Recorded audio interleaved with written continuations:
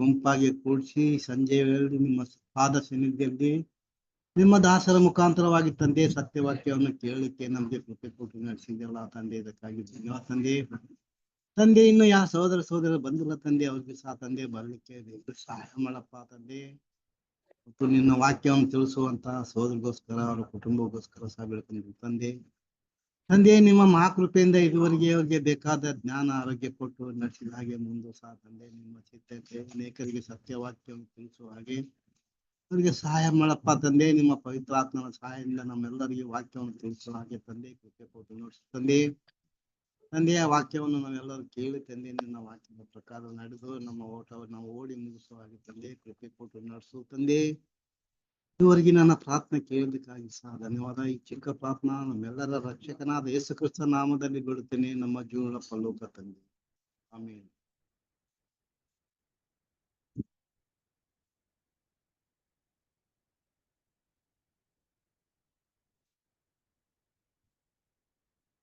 Hello.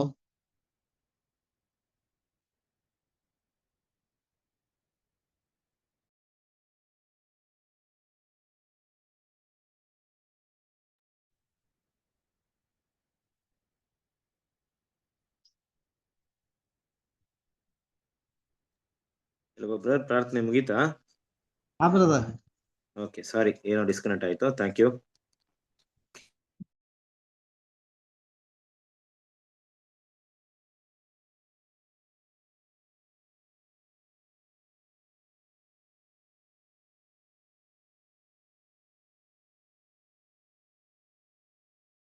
ಒಂದೇ ನಿಮಿಷ.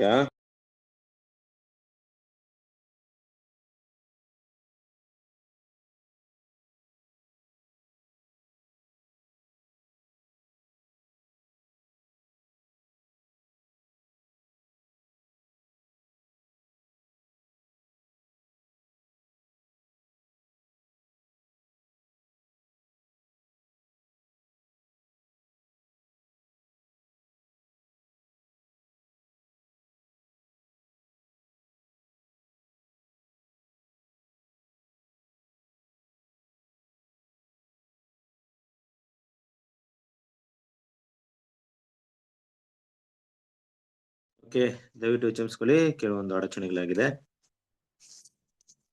ಕ್ರಿಸ್ತನಲ್ಲಿ ಪ್ರೀತಿಯ ಸಹೋದರ ಸಹೋದರಿಯರೇ, ನೀವೆಲ್ಲರಿಗೂ ತಂದೆಯಾದ ದೇವರಿಂದಲೂ ಕರ್ತನಾದ ಯೇಸು ಕ್ರಿಸ್ತನ ಮೂಲಕ ಕೃಪೆಯು ಶಾಂತಿಯು ಉಂಟಾಗಲಿ. ದೇವರ ಮಹಾಕೃಪೆಯಿಂದ ದೇವರು ಮತ್ತೊಂದು ದಿನವನ್ನು ಕೊಟ್ಟು ದೇವರ ವಾಕ್ಯವನ್ನು ಧ್ಯಾನಿಸುವಂತೆ ನಮಗೆ ಒಂದು ಅವಕಾಶವನ್ನು ಕೊಟ್ಟಿದ್ದಾರೆ. ಹಾಗಾಗಿ ದೇವರ ಮಕ್ಕಳು, ಇವತ್ತು ನಾವು ನೋಡಕ್ಕಿರುವಂತ ಒಂದು ಪಾಠ ರೋಮಪುರದವರಿಗೆ ಬರೆದಂತ ಪತ್ರಿಕೆಯ ಮುಂದುವರೆದ ಭಾಗವನ್ನ ನೋಡಕ್ ಹೋಗ್ತಿದ್ವಿ. ಪ್ರೀತಿಯ ಸರಸ್ವರಿಯರೇ, ಎಷ್ಟನೇ ಭಾಗವನ್ನು ನೋಡ್ತಾ ಇದ್ವಿ ಈಗ ನಾವು, ಗೊತ್ತಿದ್ಯಾ? 8ನೇ ಭಾಗ. 8ನೇ ಭಾಗ. ಗುಡ್. ಎಷ್ಟನೇ ವಾಕ್ಯವನ್ನು ನೋಡ್ತಾ ಇದೀವಿ? 13. ರೋಮಪುರ 1:13. ರೋಮಪುರದವರಿಗೆ 1:13. Okay, good. ಸೊ ರೋಮಪುರದವರಿಗೆ 1ನೇ ಅಧ್ಯಾಯ 13ನೇ ವಾಕ್ಯದವರೆಗೂ ಬಂದಿದ್ವಿ ಅಲ್ವಾ? ಸೊ ಲಾಸ್ಟ್ ಟೈಮ್ ನಾವು ನೋಡ್ಬೇಕಾದ್ರೆ ರೋಮಪುರದವರ ಬರೆದಂತ ಪತ್ರಿಕೆಯಲ್ಲಿರುವಂತ ಕೆಲವೊಂದು ವಿಷಯವನ್ನ ನೋಡ್ತೀವಿ. ಅಂದ್ರೆ ಅಪೊಸ್ತಲ ಪಾಲ್ ಹೇಳಿದಂತ, ಒಂದು ನಿಮಿಷ,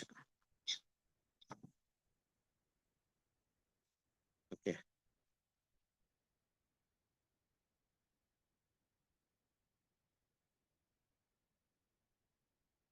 ಸಹೋದರ, ನನ್ನ ಕೆಲಸವು ಇತರ ಜನಗಳಿಗೆ ಸಫಲವಾದಂತೆ ನಿಮ್ಮಲ್ಲಿಯೂ ಸಫಲವಾದಿತ್ತೆಂದು ನಿಮ್ಮ ಬಳಿಗೆ ಬರುವುದಕ್ಕೆ ಅನೇಕ ವಾರ್ತಿ ಮನಸ್ಸು ಮಾಡಿಕೊಂಡಿದ್ದಾಗ್ಯೂ ಇಂದಿನವರೆಗೂ ಅಡ್ಡಿಯಾಯಿತು ಅನ್ನೋ ಒಂದು ವಿಷಯವನ್ನ ಹೇಳ್ತಾರೆ. ಓಕೆ, ಹಾಗಾಗಿ ಇವತ್ತು ನಾವು ನೋಡುವಂತ ಒಂದು ಪಾಠ, ಅದರ ಒಂದು ಮುಂದುವರೆದಂತ ಒಂದು ಭಾಗ. ನಾನು ಸ್ಕ್ರೀನ್ ಶೇರ್ ಮಾಡ್ತೇನೆ.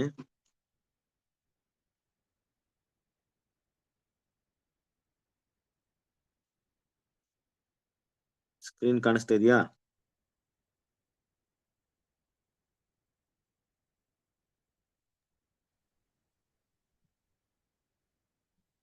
ಸ್ಕ್ರೀನ್ ಕಾಣಿಸ್ತಾ ಇದೆಯಾ? ಕಾಣಿಸ್ತಿದೆ. ಓಕೆ, ಕ್ರಿಸ್ತನಲ್ಲಿ ಪ್ರೀತಿಯ ಸೌರ ಸೂರ್ಯರೇ, ನಾವು ಇವತ್ತು ನೋಡಕ್ಕಿರುವಂತ ಒಂದು ಭಾಗ ರೋಮಪುರದಿಗೆ 1ನೇ ಅಧ್ಯಾಯ 13ನೇ ವಾಕ್ಯದವರೆಗೂ ನೋಡ್ಕೊಂಡ್ ಬಂದ್ವಿ. ಸೊ ಹಾಗಾಗಿ ಮುಂದುವರೆದಂತ ಒಂದು ಭಾಗವನ್ನು ನೋಡೋಣ. ಇವತ್ತು 8ನೇ ಒಂದು ಭಾಗ ರೋಮಪುರದವರಿಗೆ 1ನೇ ಅಧ್ಯಾಯ 14ನೇ ವಾಕ್ಯವನ್ನು ನೋಡೋಣ. ರೋಮಪುರದವರಿಗೆ 1ನೇ ಅಧ್ಯಾಯ 14ನೇ ವಾಕ್ಯ.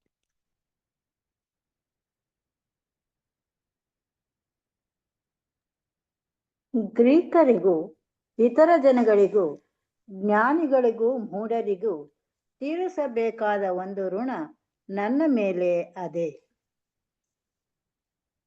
ಗ್ರೀಕರಿಗೂ ಇತರ ಜನಗಳಿಗೂ ಜ್ಞಾನಿಗಳಿಗೂ ಮೂಢರಿಗೂ ತೀರಿಸಬೇಕಾದ ಒಂದು ಋಣ ನನ್ನ ಮೇಲೆ ಅದೇ ಅನ್ನುವಂಥ ವಿಷಯವನ್ನ ಅಪೊಸ್ತಲ ಪಾಲ್ ಇಲ್ಲಿ ಹೇಳ್ತಾ ಇದ್ದಾರೆ. ರೋಮಪುರದವರಿಗೆ ತಿಳಿಸ್ಬೇಕಂತ ಒಂದು ವಿಷಯದಲ್ಲಿ ಪಾಲ್ ಮಾತಾಡ್ಬೇಕಾದ್ರೆ ತನಗಿರುವಂತ ಒಂದು ದೊಡ್ಡ ಕೆಲಸದ ಬಗ್ಗೆ, ದೇವರ ಸುವಾರ್ತೆಯನ್ನು ಸಾರುವಂತ ವಿಷಯದಲ್ಲಿ ತನಗಿರುವಂತ ದೊಡ್ಡ ಜವಾಬ್ದಾರಿ ಬಗ್ಗೆ ಮಾತಾಡ್ತಾ ಇದ್ದಾರೆ. ನಾವು ಮೊದಲೇ ನೋಡಿರೋ ಪ್ರಕಾರವಾಗಿ ಅಪೊಸ್ತಲ ಪಾಲನ ದೇವರು ಅನ್ಯ ಜನಗಳಿಗೋಸ್ಕರ ಆಯ್ಕೆ ಮಾಡ್ಕೊಂಡಿದ್ದಾರೆ, ವಿಶೇಷವಾಗಿ ಯಹೂದ್ಯರಿಗೂ ಮತ್ತೆ ಅನ್ಯ ಜನರಿಗೆ.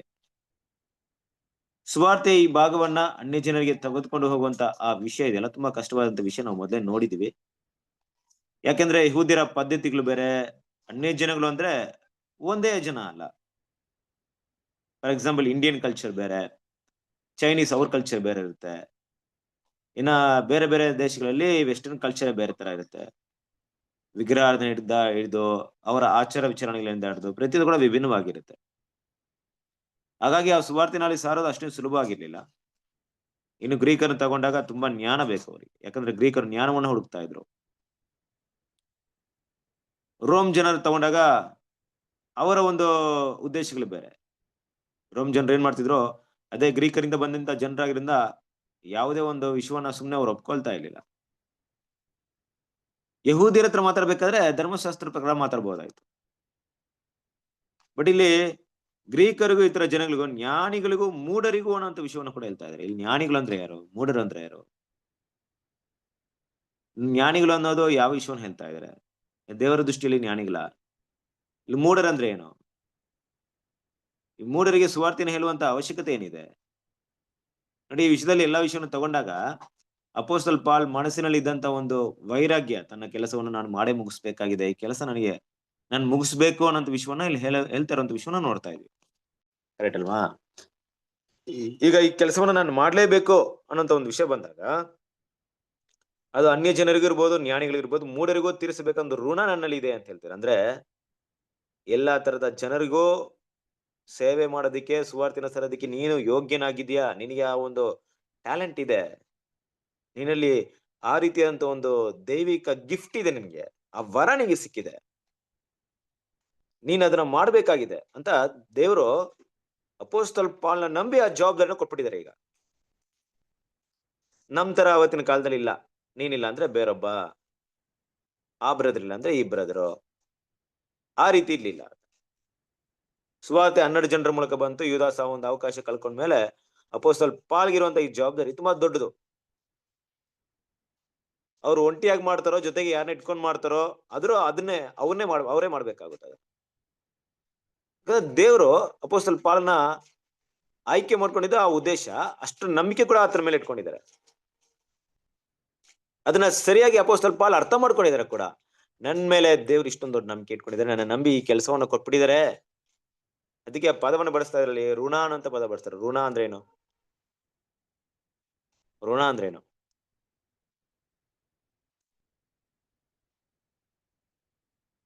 ಏನ್ ಬರುತ್ತೆ ಋಣ ಅಂದ್ರೆ? ಉಪಕಾರ ಹೊಂದಿರೋದನ್ನ ಮತ್ತೆ ಅವ್ರಿಗೆ ಮಾಡಿ ತೀರಿಸುವಂತದ್ದು.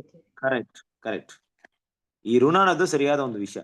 ಅಮ್ಮ ಹೇಳ್ದಂಗೆ, ಅಂದ್ರೆ ಕೆಲವೊಂದು ಟೈಮಲ್ಲಿ ಇದು ಸಾಲ ಅನ್ನೋಕ್ಕಿಂತ ಹೆಚ್ಚಾಗಿ ಋಣ ಅನ್ನೋದು ಬೇರೆ. ಅದನ್ನ ನಾವು ಉಪಕಾರ ಕೆಲವರಿಂದ ಪಡ್ಕೊಂಡಿರ್ತೀವಿ, ಆ ಉಪಕಾರನ ಮರಿದೆ ಕೃತಜ್ಞತೆರಾಗಿ ಮತ್ತೆ ಅದನ್ನ ತಿರ್ಸ್ಕೊಡ್ಬೇಕಂತ ಒಂದು ಭಾವನೆ, ಋಣ ಅಲ್ವಾ?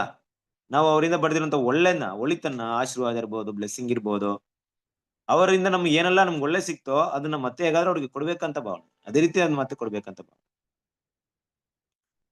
ಅಲ್ವಾ? ನಮ್ಮ ತಂದೆ ತಾಯಿಗಳು ನಮ್ಮ ಹೆತ್ತಿ ನಮ್ಮನ್ನ ಸಾಕ್ತಾರೆ. ಈಗ ಅವ್ರ ವಯಸ್ಸಾದ್ಮೇಲೆ ಅವ್ರನ್ನ ಸಾಕುವಂತ ಋಣ ಯಾರಿಗಿರುತ್ತೆ? ಜವಾಬ್ದಾರಿ, ಕರ್ತವ್ಯ ನಮ್ಮ ಮೇಲೆ ಇರುತ್ತೆ ಅಲ್ವಾ? ಅದೊಂದ್ ರೀತಿ ಕರ್ತವ್ಯ ಅಂತ ಹೇಳ್ಬೇಕು. ಅವ್ರು ನಮ್ಮ ಹತ್ರ ಅವ್ರೇನು ಎಕ್ಸ್ಪೆಕ್ಟ್ ನೋಡಲ್ಲ ನಮ್ಮ ಹತ್ರ, ಆದ್ರೂ ಕೂಡ ಮಾಡ್ಬೇಕಾಗಿದೆ. ನಮ್ಮ ಪ್ರತಿಯೊಬ್ಬರ ಜವಾಬ್ದಾರಿ, ಕರ್ತವ್ಯ ಅನ್ನೋಕ್ಕಿಂತ ಹೆಚ್ಚಾದ ಒಂದು ವಿಷಯ ನಾವು ಮಾಡ್ಬೇಕಾಗಿದೆ. ಈ ಕರ್ತವ್ಯ ಅಂದಾಗ ಏನಾಗುತ್ತೆ ಅಂದ್ರೆ ಮಾಡ್ಲೇಬೇಕು, ಕಷ್ಟನೋ ನಷ್ಟನೋ, ಮನಸ್ಸಿಗೆ ಇಷ್ಟನೋ ಇಲ್ವೋ ಮಾಡ್ಲೇಬೇಕು. ಈ ಋಣ ಅಂದ್ರೆ ಏನ್ ಬರುತ್ತೆ ಅಂದ್ರೆ ಮನಸ್ಸಿನಲ್ಲಿ ಕೃತಜ್ಞತೆ ಭಾವನೆಯಿಂದ ಅದನ್ನ ಮಾಡ್ಲೇಬೇಕಪ್ಪ ಅಂತ ಆಸೆಯಿಂದ ಮಾಡೋದು. ಇಷ್ಟರ ಮಟ್ಟಿಗೆ ಏನ್ ಮಾಡಿದಾರೆ ಅಂದ್ರೆ ಅಪೊಸ್ತಲ ಪಾಲ್ ಆ ಒಂದು ವಿಷಯವನ್ನ ಅಂದ್ರೆ ಸುವಾರ್ತೆ ವಿಷಯವನ್ನ ಮನಸ್ಸಲ್ಲಿ ಹಾಕೊಂಡ್ಬಿಟ್ಟಿದ್ರು, ಅದನ್ನ ಮಾಡ್ಲೇಬೇಕನ್ಬಿಟ್ಟು ಅಲ್ವಾ. ಅವ್ರ ಮೇಲೆ ಇದಂತ ಒಂದು ದೊಡ್ಡ ಒಂದು ಜವಾಬ್ದಾರಿ, ಕರ್ತವ್ಯ ಅಂತ ಕೂಡ ಹೇಳ್ಬೋದು. ಅದನ್ನೇ 1 ಕೊರಿಂಥದವರಿಗೆ 9ನೇ ಅಧ್ಯಾಯ 16ನೇ ವಾಕ್ಯದಲ್ಲಿ ಮಾತಾಡ್ಬೇಕಾದ್ರೆ ವಾಕ್ಯವನ್ನು ಹೋದ್ರೆ 1 ಕೊರಿಂಥದವರಿಗೆ 9ನೇ ಅಧ್ಯಾಯ 16ನೇ ವಾಕ್ಯ.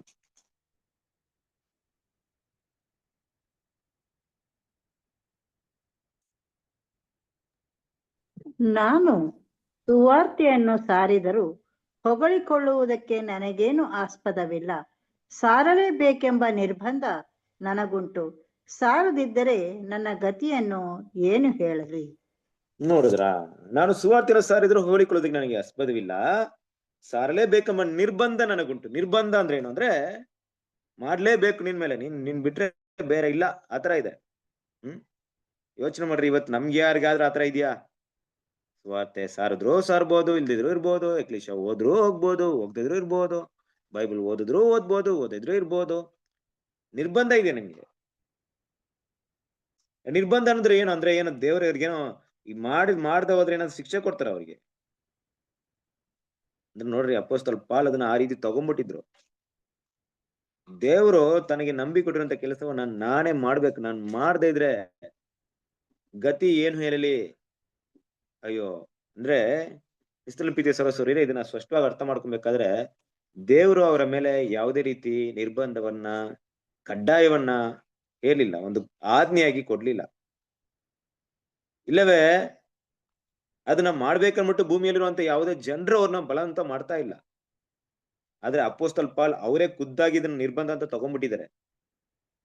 ಅದು ಯಾವ ರೀತಿಲಿ ಅರ್ಥ ಮಾಡ್ಕೊಳ್ಳೋದಂದ್ರೆ, ಕೆಲವರು ದೇವ್ರ ಮಕ್ಳಿಗೆ ಯಾವ ರೀತಿ ಇರುತ್ತಂದ್ರೆ, ಇವತ್ತು ಬೈಬಲ್ ಓದ್ಲೇಬೇಕು, ನಾನು ಓದ್ದೇ ಇದ್ರೆ ಅಷ್ಟೇ ನನಗೆ ನನ್ ಸಮಾಧಾನ ಕೆಟ್ಟೋಗ್ಬಿಡುತ್ತೆ. ಇವತ್ತು ದೇವ್ರ ವಾಕ್ಯನ ಸ್ಟಡಿ ಮಾಡ್ಲೇಬೇಕು, ನಾನು ಸ್ಟಡಿ ಮಾಡಿದ್ರೆ ಅಷ್ಟೇ ನನ್ನ ಮೈಂಡ್ ನಾನು ಡಿಸ್ಟರ್ಬ್ ಆಗ್ಬಿಡ್ತೀನಿ. ಅಂದ್ರೆ ಅವ್ರ ಮೈಂಡ್ ಯಾವ ರೀತಿ ಆಗ್ಬಿಟ್ಟಿರುತ್ತಂದ್ರೆ, ಆ ದೇವ್ರ ಕೆಲಸ ಮಾಡದೇ ಇದ್ರೆ ಅವ್ರಿಗೆ ತೃಪ್ತಿ ಇರಲ್ಲ. ಆ ಒಂದು ಕೆಲಸವನ್ನ ಅವ್ರೇನೋ ಮಾಡದೆ ಹೋಗ್ಬಿಟ್ರೆ ಅವ್ರದ್ದು ಯಾವುದೇ ರೀತಿ ಸಂತೋಷ ಸಮಾಧಾನ ಅವ್ರು ಸಿಗಲ್ಲ ನೋಡ್ರಿ. ಆ ರೀತಿ ಮೈಂಡ್ ಸೆಟ್ ಆಗಿರುತ್ತೆ ಕೆಲವ್ರಿಗೆ. ನಿಜವಾಗ್ಲೂ ದೇವ್ರ ದಾರಿಯಲ್ಲಿ ತುಂಬಾ ಒಳ್ಳೇದು, ಅದು ಲೋಕಕ್ಕೆ ವಿಷಯ ತಗೊಂಡಾಗ ತುಂಬಾ ಕೆಟ್ಟದು. ಲೋಕದ ಕೆಲವೊಂದು ವಿಷಯಗಳಲ್ಲಿ ಇವತ್ತು ನಾನು ಮಾಡದೇ ಇದ್ರೆ ನನಗೆ ಆಗಲ್ಲಪ್ಪ ಇರ್ತಾರಲ್ಲ ಜನ. ಈ ಪ್ರಪಂಚದಲ್ಲಿ ನೋಡ್ಬೇಕಾದ್ರೆ ಕೆಲವೊಬ್ರು ಈ ಚೈನ್ ಸ್ಮೋಕರ್ ಇರ್ತಾರೆ, ನೋಡಿರ್ತೀರ ನೀವು, ಸಿಗರೇಟ್ ನ ಕುಡಿತಾ ಇರ್ತಾರೆ.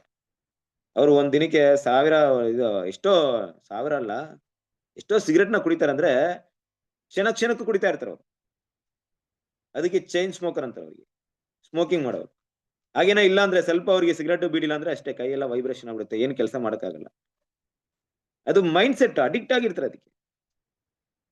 ಕ್ರಿಸ್ತನಲ್ಲಿ ಪ್ರೀತಿಯ ಸಹೋದರರೇ, ಲೋಕದಲ್ಲಿ ಇಂತಹ ಕೆಟ್ಟ ಚಟಗಳು, ಕೆಟ್ಟ ಅಭ್ಯಾಸಗಳು ಮನುಷ್ಯನ ಈ ರೀತಿ ದಾಸತ್ವಕ್ಕೆ ಒಳಗಾಗಿರ್ಬೇಕಾದ್ರೆ ದೇವ್ರ ಮಕ್ಕಳು ಕ್ರಿಸ್ತನಿಗೆ ದಾಸನಾಗಿ ಆತನ ವಿಷಯಗಳನ್ನ ನಾವೇ ಏನ್ ಮಾಡ್ಬೇಕು, ಅದಕ್ಕೆ ನಾವು ಅಡಿಕ್ಟ್ ಆಗಿರ್ಬೇಕು.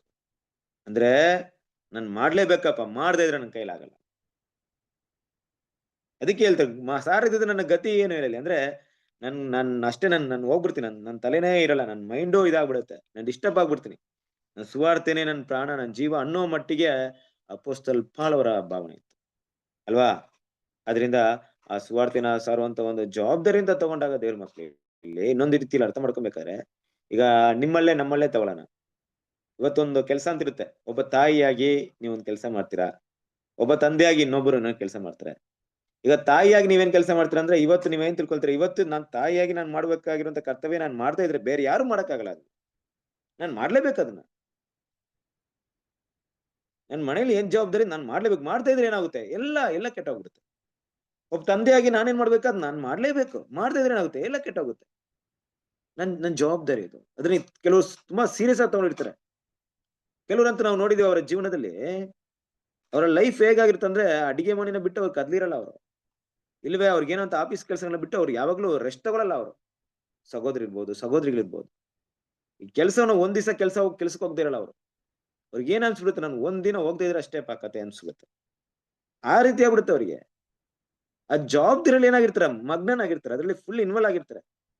ಈ ಕೆಲವರೆಲ್ಲ ನೋಡ್ಬೇಕಾರೆ, ಸಿಸ್ಟರ್ಸ್ ಎಲ್ಲ ನೋಡ್ಬೇಕಾರೆ ಎಷ್ಟೋ ದಿನಗಳಲ್ಲಿ ಅವರ ಜೀವನ ಎಷ್ಟು ಅಭ್ಯಾಸ ಆಗಿರುತ್ತೆ ಅಂದ್ರೆ, ಅವರಿಗೆ ಶಕ್ತಿ ಇಲ್ಲದೆ ನಿಶಕ್ತಿ ಆಗಿರ್ಬೇಕಾದ್ರೆ ಕೂಡ ಆ ಕೆಲಸನ ಬಿಡಲ್ಲ ಅವ್ರು. ಯಾಕಂದ್ರೆ ಮೈಂಡ್ ಆ ರೀತಿ ಅವರಿಗೆ ಆಗ್ಬಿಟ್ಟಿರುತ್ತೆ, ಆ ಕೆಲಸನ ಮಾಡದೇ ಇದ್ರೆ ನನಗೆ ಫ್ರೀನೆಸ್ ಇರಲ್ಲ, ಮಾಡ್ಲೇಬೇಕು ನನಗೆ. ಯಾವ ವಿಷಯದಲ್ಲಿ ನಾವು ತುಂಬಾ ಅದನ್ನ ಹಚ್ಕೊಂಡ್ಬಿಟ್ಟಿರ್ತೀವೋ ಅದನ್ನ ಮಾಡದೇ ಇದ್ರೆ ನಮ್ಗೆ ಆಗಲ್ಲ. ಅಪೊಸ್ತಲ ಪಾಲ್ ಕೂಡ ಹೀಗೆ ಸುವಾರ್ತೆ ಅನ್ನುವಂತ ಭಾಗವನ್ನು ಹೆಂಗ್ ತಗೊಂಡ್ಬಿಟ್ಟಿದ್ರು ಅಂದ್ರೆ, ಅದು ಇಲ್ಲ ಅಂದ್ರೆ ನಾನಿಲ್ಲ, ಅದಿಲ್ಲ ಅಂದ್ರೆ ನಾನು ಜೀವಂತವಾಗಿ ಇರಕ್ಕೂ ಆಗಲ್ಲ, ಅಷ್ಟ್ರ ಮಟ್ಟಿಗೆ ತಗೊಂಡ್ಬಿಟ್ಟಿದ್ರು. ಅದಕ್ಕೆ ಅವ್ರ ಏನ್ ಮಾಡ್ತಾರೆ ಅಂದ್ರೆ ನೋಡ್ರಿ, 1 ಕೊರಿಂಥದವರಿಗೆ 9ನೇ ಅಧ್ಯಾಯ 20ನೇ ವಾಕ್ಯ ಓದ್ಬೇಕಾರೆ ಓದಿ.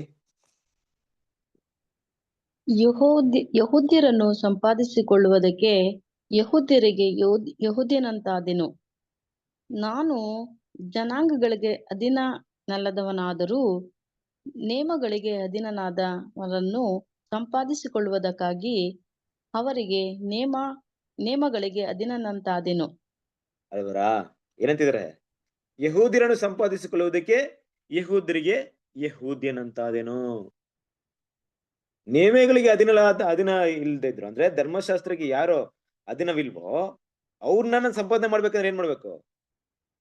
ನಾನು ಅದೇ ಧರ್ಮಶಾಸ್ತ್ರಕ್ಕೆ ಅಧೀನವಿಲ್ಲದವರೇ ಆಗಿರ್ಬೇಕು. ಅಂದ್ರೆ ಧರ್ಮಶಾಸ್ತ್ರ ಗೊತ್ತಿಲ್ದೇ ಇರೋ ಹತ್ರ ಹೋಗ್ಬಿಟ್ಟು ನಾನು ಧರ್ಮಶಾಸ್ತ್ರ ತರ ಇರಕ್ಕಾಗಲ್ಲ, ಇದ್ರೆ ಅವ್ರನ್ನ ಅಧೀನ ಮಾಡಕ್ಕಾಗಲ್ಲ. ಅಧೀನ ಅಂದ್ರೆ ಏನು? ನನ್ನ ಕಂಟ್ರೋಲ್ ತರೋದಂತ ಸುವಾರ್ತೆಗೆ ಅವ್ರನ್ನ ವಿಧೇಯತೆಯಾಗಿ ಮಾಡೋದಕ್ಕೆ ನಾನು ಅವರಂತೆ ಆಗ್ಬೇಕು. ನೋಡಿ ಆ ಕೆಲಸವನ್ನ ಯಾವ ರೀತಿ ಮಾಡಿದ್ದಾರೆ, ಎಷ್ಟು ಜಾಣತನದಿಂದ ಮಾಡಿದ್ದಾರೆ, ಎಷ್ಟು ಬುದ್ಧಿವಂತಿಕೆನ ಯೂಸ್ ಮಾಡಿದ್ದಾರೆ. ಇವತ್ತು ಅಪೊಸ್ತಲ ಪಾಲ್ರಂತ ಒಬ್ಬ ವ್ಯಕ್ತಿ ಮಾತ್ರ ಈ ಸುವಾರ್ತೆನ ಸಾರೋದಕ್ಕೆ ದೇವ್ರು ಆಯ್ಕೆ ಮಾಡ್ತಾ ಇದ್ರೆ, ಖಂಡಿತವಾಗ್ಲೂ 2000 ವರ್ಷಗಳ ಕಾಲದಲ್ಲಿರುವಂತ ಸಭೆಗೆ ಅವರು ಹಾಕಿರುವಂತ ಅವರ ಕೆಲಸ, ಅವರ ಜವಾಬ್ದಾರಿ, ಅವ್ರು ಬರೆದಂತ ಪತ್ರಿಕೆಗಳು ಎಷ್ಟು ದೊಡ್ಡ ಒಂದು ಪ್ರಮಾಣಕ್ಕೆ ಅವ್ರನ್ನ ಬಲಪಡಿಸ್ತಾ ಇದೆ ಅಂದ್ರೆ ಬೇರೆ ಯಾರಿಂದನೂ ಮಾಡಕ್ ಆಗ್ತಾ ಇರ್ಲಿಲ್ಲ. ಏನ್ ನೋಡಿ ಆ ಕೆಲಸವನ್ನು ಮಾಡಿದ್ರೆ ಕರೆಕ್ಟ್ ಅಲ್ವಾ? ಅಪೊಸ್ತಲ ಪಾಲ್ ಹೇಳ್ತಿದಾರಪ್ಪ ಇಲ್ಲಿ, ನನಗೆ ತುಂಬಾ ದೊಡ್ಡ ಕರ್ತವ್ಯ ಕೊಡಲ್ಪಟ್ಟಿದೆ, ನಾನು ಮಾಡ್ಲೇಬೇಕನ್ಬಿಟ್ಟು. ಹಾಗೆ ಬೇರೆ ಬಾಯಿ ಮಾತಲ್ಲಿ ಹೇಳಿದ್ರೆ ಇಲ್ಲ ಅನ್ನೋದಕ್ಕೆ ನಾವೆಲ್ಲರೂ ಸಾಕ್ಷಿ. ಅವ್ರು ಬರ್ದಿರಂತ ಲೆಟರ್ ಸಾಕ್ಷಿ, ಅವ್ರ ಜೀವನ ಸಾಕ್ಷಿ. ಅವ್ರು ಹೇಳದಂತ ಅದನ್ನ ಸೀರಿಯಸ್ ಆಗಿ ತಗೊಂಡ್ಬಿಟ್ಟಿದ್ದಾರೆ. ಈ ಕೆಲವ್ರಂತೂ ಹೆಂಗಿರ್ತಾರೆ, ಹೇಳ್ತಾ ಇರ್ತಾರೆ ಅಷ್ಟೇ, ಅದ್ರ ಬಂದ್ ಮಾಡದೇ ಇಲ್ಲ. ಹೆಂಗೆ ಇಲ್ಲಪ್ಪ ನಾನ್ ಮಾಡ್ಲೇಬೇಕು ಅನ್ನೋದು ಆಗದೇ ಇಲ್ಲ, ಹಂಗಾದ್ರೆ ಬೈಬಲ್ ಓದ್ಲೇಬೇಕು, ಸ್ಟಡಿ ಮಾಡ್ಲೇಬೇಕು, ಎಕ್ಲಿಶಿಯಾಗ ಹೋಗ್ಲೇಬೇಕಂತ ಹೇಳ್ತಾರೆ. ಆದ್ರೆ ಏನ್ ಮಾಡಿರಲ್ಲ, ಹೋಗಿರಲ್ಲ ಅಲ್ವಾ, ಓದೇ ಇರಲ್ಲ. ಕೆಲವ್ರ ಮೈಂಡ್ ಅಲ್ಲಿ ಇರುತ್ತೆ, ಆಸಕ್ತಿ ಇರುತ್ತೆ, ಆದ್ರೆ ಆಸಕ್ತಿ ಡೈವರ್ಟ್ ಆಗ್ಬಿಟ್ಟಿರುತ್ತೆ, ಬೇರೆ ಯಾವ್ದೋ ಒಂದು ವಿಷಯ ಮೈಂಡ್ ಬಂದ್ಬಿಟ್ರೆ ಬಿಟ್ಟಿರ್ತಾರೆ. ಬಟ್ ಅಪೊಸ್ತಲ ಪಾಲ್ ನೋಡ್ರಿ, ಅವ್ರು ಏನ್ ಬಯಸಿದ್ರ ಅದನ್ನ ಏನ್ ಮಾಡಿದ್ರೆ ಲೈಫ್ ಅಲ್ಲಿ ಮಾಡ್ತಾ ಇದ್ರೆ. ಕೆಲವೊಂದ್ ಟೈಮಲ್ಲಿ ನೋಡ್ಬೇಕಾರೆ ಅಪೊಸ್ತಲ ಪಾಲ್ನ ಡಿಸ್ಟರ್ಬ್ ಮಾಡುವಂತ ಕೆಲವೊಂದು ಕೆಲಸಗಳು ನಡೀತಾರೆ. ಯಾವ ರೀತಿಲಿ? ಸುವಾರ್ತೆನ ಅವ್ರು ಸಾರ್ಲೇಬಾರ್ದು ಅನ್ನೋ ರೀತಿಲಿ ಹೆಂಗ್ ಡಿಸ್ಟರ್ಬ್ ಮಾಡ್ತಾರೆ ಗೊತ್ತಾ? ಯೆರೂಸಲೇಮ್ಗೆ, ರೋಮ್ಗೆ ಪಟ್ಟಣಕ್ಕೆ ಹೋಗ್ತೀನಿ ಅಂದಾಗ ಅಪೊಸ್ತಲ ಪಾಲ್ ಅಲ್ಲಿರೋರು ಏನ್ ಮಾಡ್ತಾರೆ, ಹತ್ಕೊಂಡ್ಬಿಡ್ತಾರೆ. ಅಯ್ಯೋ ನೀವ್ ಹೋಗ್ಬಿಟ್ರೆ ಹೆಂಗೆ, ನಮ್ಗೆ ಯಾರಿದಾರೆ ಇಲ್ಲಿ, ನಿಮ್ಗೇನೋ ಆಗ್ಬಿಟ್ರೆ ಅನ್ಬಿಟ್ಟು. ಅದಕ್ಕೆ ಅಪೊಸ್ತಲ ಪಾಲ್ ಒಂದ್ ಮಾತು ಹೇಳ್ತಾರೆ ನೋಡ್ರಿ, ಅಪೊಸ್ತಲ ಕೃತ್ಯಗಳು 21ನೇ ಅಧ್ಯಾಯ 13ನೇ ವಾಕ್ಯ.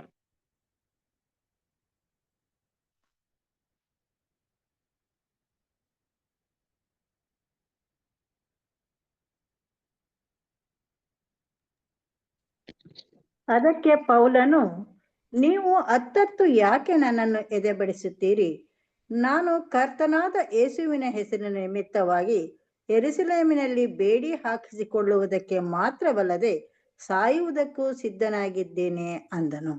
ನೋಡಿದ್ರಾ ಏನಂತಿದಾರೆ? ಯಾಕೆ ಹತ್ತಬಿಟ್ಟು ನನ್ನ ಎದೆನ ಓಡಿಸ್ತಿದ್ರಿ? ನನ್ ಮೈಂಡ್ ನ ಚೇಂಜ್ ಮಾಡ್ಬೇಡಿ ಅಲ್ವಾ? ನಾನು ಯೆರೂಸಲೇಮ್ಗೆ ಹೋದ್ರೆ ಏನಂತ ತಿಳ್ಕೊಂಡ್ಬಿಟ್ಟಿದೀರಾ ನೀವು? ಜೈಲಿಗೆ ಹಾಕ್ತಾರ ಅಂತ ತಿಳ್ಕೊಂಡ್ಬಿಟ್ಟಿದ್ರಾ? ಸೆರೆಮನೆಯಲ್ಲಿ ಹಾಕ್ತಾರ ಅಂತ ತಿಳ್ಕೊಂಡ್ಬಿಟ್ಟಿದ್ರಾ? ಸೆರೆಮನೆ ಮಾತ್ರ ಅಲ್ಲ, ಸಾಯೋದಕ್ಕೂ ಸಿದ್ಧವಾಗಿದ್ದೀನಿ. ನೋಡ್ರಿ ಎಂತ ಮಾತ್ ನೋಡ್ರಿ. ಏನಕ್ಕೆ ಈ ತರ ಮಾತ್ ಬರ್ತಾರೆ ಅದ್ರ ಮೈಂಡ್ ಇಂದ, ಬಾಯಿಂದ?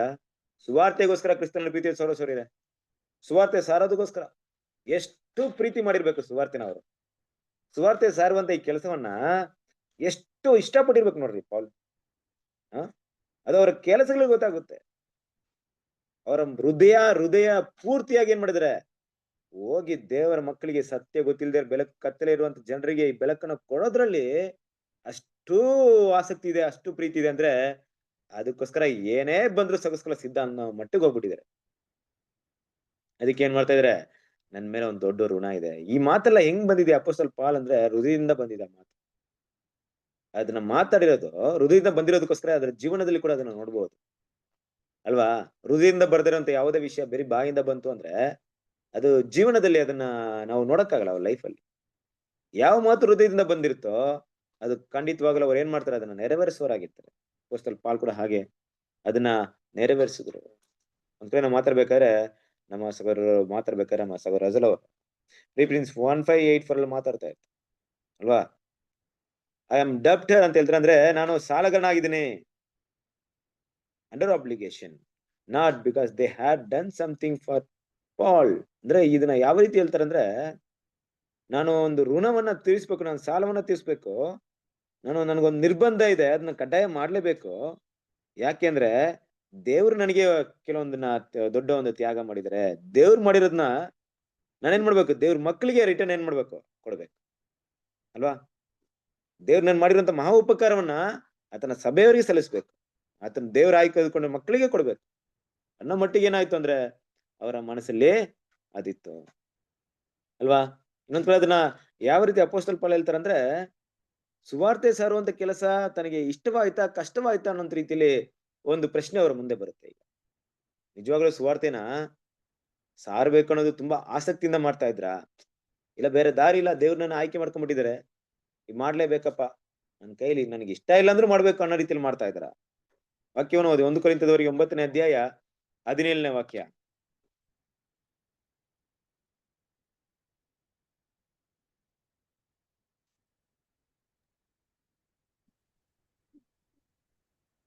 ಆ ಮನೆಯೊಳಕ್ಕೆ ಹೋಗಿ ಅವನ ಮೇಲೆ ತನ್ನ ಕೈಗಳನ್ನಿಟ್ಟು 1 ಕೊರಿಂಥದವರಿಗೆ 9ನೇ ಅಧ್ಯಾಯ 17ನೇ ವಾಕ್ಯ. 1 ಕೊರಿಂಥ ನಾನು ಸ್ವಂತ ಇಷ್ಟದಿಂದ ಈ ಕೆಲಸವನ್ನು ಮಾಡಿದರೆ ನನಗೆ ಬಹುಮಾನ ದೊರೆಯುವುದು, ಮತ್ತೊಬ್ಬನ ಇಷ್ಟದಿಂದ ಮಾಡಿದರೆ ಮನೆ ವಾರ್ತೆಯು ನನ್ನ ವಶಕ್ಕೆ ಕೊಡಲ್ಪಟ್ಟಿದೆ. ಹೌದು ಕೃಷ್ಣ ಪ್ರೀತಿಸ್ ಅವರೇ, ಈ ವಾಕ್ಯದಲ್ಲಿ ಇರುವಂತಹ ಒಂದು ಅರ್ಥವನ್ನ ಸ್ವಲ್ಪ ಅರ್ಥ ಮಾಡ್ಕೊಳ್ಳಿ. ಈ ವಾಕ್ಯವನ್ನ ನಮ್ಮ ಜೀವನದ ಪ್ರತಿಯೊಂದು ಹಂತದಲ್ಲೇ ಅಳವಡಿಸಬಹುದು, ಪ್ರತಿಯೊಂದು ವಿಷಯದಲ್ಲಿ ಅಳವಡಿಸಬಹುದು. ಅಪೊಸ್ತಲ ಪಾಲ್ ಇದನ್ನ ಸುವಾರ್ತೆಗೆ ಅನ್ವಯಿಸಿದ್ದಾರೆ. ನಮ್ಮ ಜೀವಿತದ ಪ್ರತಿಯೊಂದು ದೇವರಿಗೋಸ್ಕರ ಅರ್ಪಣೆ ಮಾಡುವಂತ ಭಾಗದಲ್ಲೂ ಕೂಡ ಈ ವಾಕ್ಯವನ್ನ ನಾವು ಅಲ್ಲಿ ಅಳವಡಿಸಬಹುದು. ಅಳವಡಿಸಿದ್ರೆ ಎಷ್ಟು ದೊಡ್ಡ ಒಂದು ತೃಪ್ತಿ ಇರುತ್ತೆ ಗೊತ್ತಾ ನಮ್ಗೆ. ಯಾವ ರೀತಿ ಅಳವಡಿಸೋದು, ಏನ್ ಹೇಳ್ತಾ ಇದೆ ಈ ಮಾತು, ಈ ವಾಕ್ಯ ಏಂತಾನೆ ಹೇಳ್ತಾ ಇದೆ ಇಲ್ಲಿ.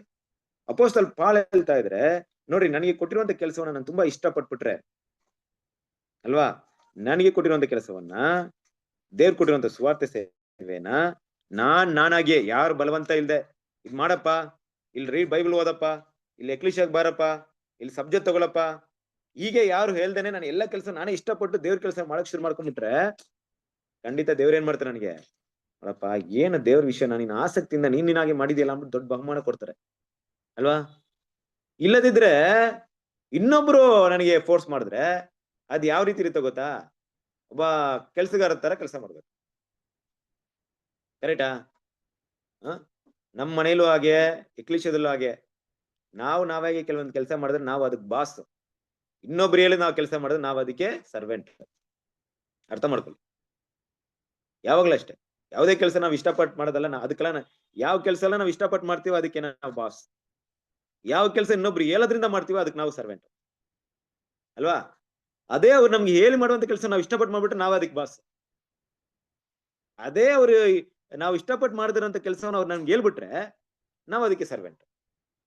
ಈಗ ಒಂದ್ ಮನೆಗೆ ಹೋಗಿರ್ತೀರಿ, ಯಾರೋ ಮನೆಗೆ, ಬ್ರದರ್ಸ್ ಮನೆಗೆ, ಅಲ್ಲಿರೋರು ಏನ್ ಮಾಡ್ತಾರೆ ಅಂದ್ರೆ, ತಕ್ಷಣ ಹೋಗ್ಬಿಟ್ಟು ಅಲ್ಲಿರೋ ಮಕ್ಳು ಯಾರೋ ದೊಡ್ಡವ್ರು ಬಂದ್ಬಿಟ್ಟು ಏನ್ ಮಾಡ್ತಾರೆ, ತಕ್ಷಣ ನಿಮ್ಗೆ ಬಂದಿದ ತಕ್ಷಣ ಒಂದು ಚೊಂಬು ಕುಡಿಯಕ್ಕೆ ನೀರು ಕೊಡ್ತಾರೆ, ಒಳ್ಳೆ ನೀರ್ನ ಕುಡಿಯೋ ನೀರು ಕೊಡ್ತಾರೆ, ಮೊದ್ಲು ನೀರ್ ಕುಡಿರಿ ಅಂದ್ಬಿಟ್ಟು. ಈಗ ನೀವೇನಾಗಿದ್ದೀರಾ, ಸ್ವಂತ ಇಷ್ಟದಿಂದ ಮಾಡಿದಿರಾ. ಅಲ್ಲಿ ಯಾರೋ ಹೋದ್ಮೇಲೆ ನೀವು ಅಲ್ಲಿರೋರು ಯಾರೋ ಹಿರಿಯರೋ, ಪಾಪ ಬ್ರದರ್ ಬಂದವ್ರು ಸ್ವಲ್ಪ ನೀರ್ ಕೊಡಿ ಅಂತ ಹೇಳಿದ್ರೆ ಏನಾಯ್ತು, ಈಗ ನೀವೀಗ ಸರ್ವೆಂಟ್. ಕರೆಕ್ಟಾ? ಇದಕ್ಕೆ ಈ ಡಿಫ್ರೆನ್ಸ್ ನ ಅರ್ಥ ಮಾಡ್ಕೊಳ್ಳಿ. ಸುವಾರ್ತೆಯಲ್ಲಿ ಹೀಗೆ, ನಮ್ಮ ಜೀವನದಲ್ಲೂ ಹಂಗೆ. ಯಾವುದೇ ಕೆಲಸವನ್ನ ನಾವಾಗಿ ಎತ್ಕೊಂಡ್ ಮಾಡಿದ್ರೆ ನಾವೇ ಅದಕ್ಕೆ ರಾಜನಾಗಿರ್ತೀವಿ, ನಾವೇ ಅದಕ್ಕೆ ಯಜಮಾನರಾಗಿರ್ತೀವಿ. ಅಂತ ವಿಷಯಗಳಿಗೆ ದೇವನ್ ಖಂಡಿತ ಬಹುಮಾನ ಕೊಡ್ತಾರೆ. ಯಾರಾದ್ರೂ ನಮ್ಗೆ ಹೇಳಿ ಮಾಡ್ಸಿದ್ರೆ ಅದು ಇಷ್ಟ ಆಗಲ್ಲ ಮನಸ್ಸಿಗೆ. 90% ವಿಷಯ ಏನಪ್ಪ ಅಂದ್ರೆ, ಇನ್ನೊಬ್ರು ಹೇಳೋದ್ ಕೆಲಸ ನಮ್ಗೆ ಯಾವಾಗಲೂ ಇಷ್ಟ ಆಗಲ್ಲ ಅಲ್ವಾ. ಕಷ್ಟದಿಂದ ಮಾಡುವಂತ ಕೆಲಸನೇ ಇನ್ನೊಬ್ರು ಹೇಳೋದು. ಯಾವುದೇ ವಿಷಯನೇ ತಗೊಳ್ಳಿ ಲೈಫಲ್ಲಿ, ಇದ್ ಮಾಡ್ರಿ ಅದ್ ಮಾಡ್ರಿ, ಬೈಬಲ್ ಓದ್ರಿ ಅಂದ್ರೆ ಅದು ಬೈ ಫೋರ್ಸ್ ಮಾಡೋದ್ರಿಂದ. ಎಕ್ಲಿಶಿಯಾ ಬನ್ನಿ ಅಂದ್ರೆ ಅವ್ರ ಫೋರ್ಸ್ ಮಾಡೋದ್ರಿಂದ. ಒಂದ್ ವೇಳೆ ಅವರು ಹೇಳಿದ ಒಂದು ವಿಷಯಕ್ಕೆ ಬರ್ಬಹುದು, ಆದ್ರೂ ಕೂಡ ಇಷ್ಟಪಟ್ಟು ಬಂದಿರ್ತಾರೆ ನೋಡ್ರಿ, ಅದಕ್ಕೆ ಸರಿಸಾಟಿ ಆಗಲ್ಲ ಅದು. ಯಾರು ಹೇಳ್ದೆ ಬರೋದು, ಯಾರು ಹೇಳ್ದೆ ಮಾಡೋದು, ನಾವಾಗೆ ಮಾಡೋಂಥದ್ದು, ಅದು ದೇವ್ರಿಗೆ ಇಷ್ಟ. ಇನ್ನೊಬ್ಬರ ಫೋರ್ಸ್ ಇಂದ ಮಾಡೋದು ದೇವ್ರಿಗೆ ಇಷ್ಟ. ಸೊ ದೇವ್ರ ಮಕ್ಕಳೆಲ್ಲ ಅರ್ಥ ಮಾಡ್ಕೊಬೇಕು, ಅಪೋಸ್ಟಲ್ ಪಾಲ್ ಸುವಾರ್ತೆ ಸಾರುವಂತ ಕೆಲಸವನ್ನ ಒಬ್ಬ ಯಜಮಾನ ರೀತಿಯಲ್ಲಿ ಮಾಡ್ತಿದ್ರು, ಅದಕ್ಕೆ ಅವ್ರು ಬಾಸ್ ಆಗಿದ್ರು ಹೊರತು ಅದಕ್ಕೆ ಅವ್ರು ಯಾವಾಗ್ಲೂ ಸರ್ವೆಂಟ್ ಆಗಿರ್ಲಿಲ್ಲ. ಅಂದ್ರೆ ದೇವ್ರು ಪ್ರತಿದಿನ ಅಪೋಸ್ಟಲ್ ಪಾಲ್ ಅವರೇ ಎದೊಳ್ಳಿ, ಅಪೋಸ್ಟಲ್ ಪಾಲ್ ಇಲ್ಲೋಗ್ರಿ, ನೀವು ಈ ಪಟ್ಟಣಕ್ಕೆ ಹೋಗ್ರಿ, ನಾಳೆ ದಿವಸ ಇಲ್ಲೋಗ್ರಿ, ಏನಿನ್ನ ನಿದ್ದೆ ಮಾಡ್ತಾ ಇದ್ರ, ಎದ್ದು ಆ ಸುವಾರ್ತೆ ಸಾರ್ರಿ. ಹಾಗಂತ ಯಾರು ಅವ್ರಿಗೆ ಟೀಚ್ ಮಾಡ್ತಾ ಇರ್ಲಿಲ್ಲ, ಪ್ರತಿ ಬಾರಿ ಟೈಮ್ ಟೇಬಲ್ ಆಗಿ ಕೊಡ್ತಾ ಇರ್ಲಿಲ್ಲ.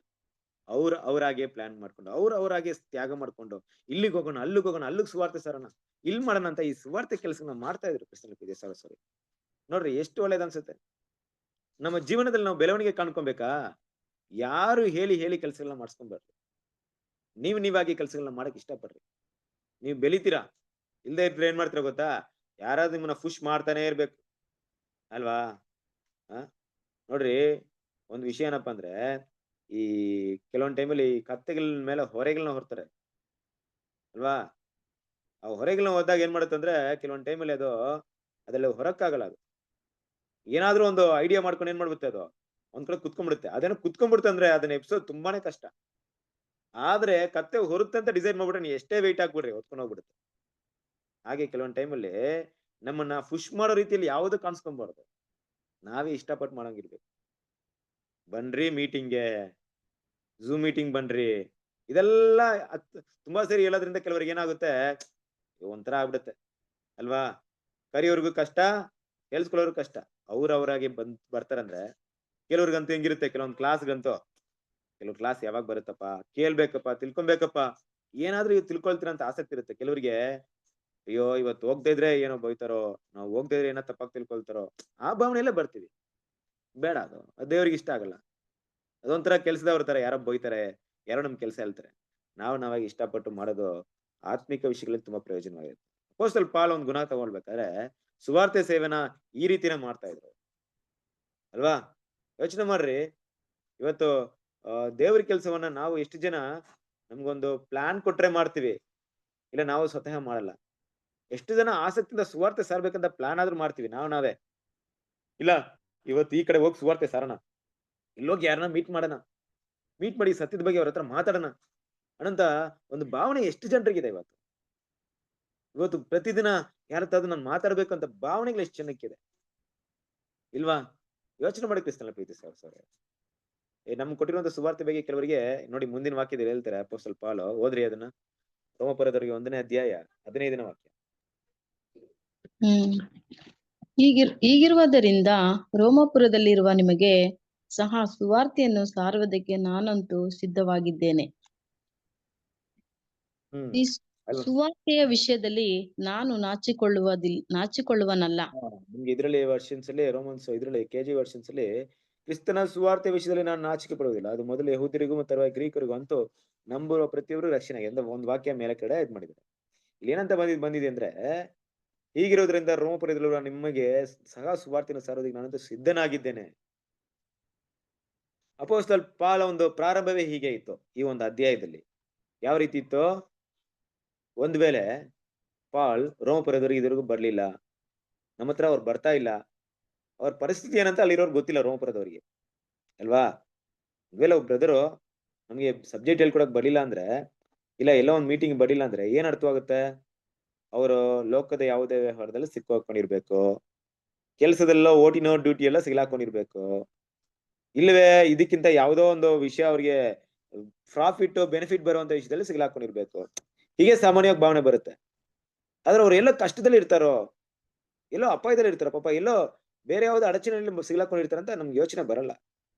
ಅಪೊಸ್ತಲ ಪಾಲ್ ಇದನ್ನ ಅವ್ರಿಗೆ ತಿಳಿಸ್ತಾರೆ, ನೋಡ್ರಿ ನಾನು ನಿಮ್ಗೆ ನಿಮ್ಮ ಹತ್ರ ಬರೋದಕ್ಕೆ ಅಯ್ಯೋ ಯಾರಪ್ಪ ಹೋಗ್ತಾರೆ ಅಷ್ಟು ದೂರ, ರೋಮಪುರದವರೆಗೂ ಹೋಗ್ಬೇಕಾ. ಇವತ್ತು ನಾವು ಹಂಗೆ ಅನ್ಕೊಳ್ಳೋದು ಕೆಲವೊಂದ್ ಟೈಮಲ್ಲಿ ಕ್ರಿಸ್ತನ ಪ್ರೀತಿ ಇದೆ.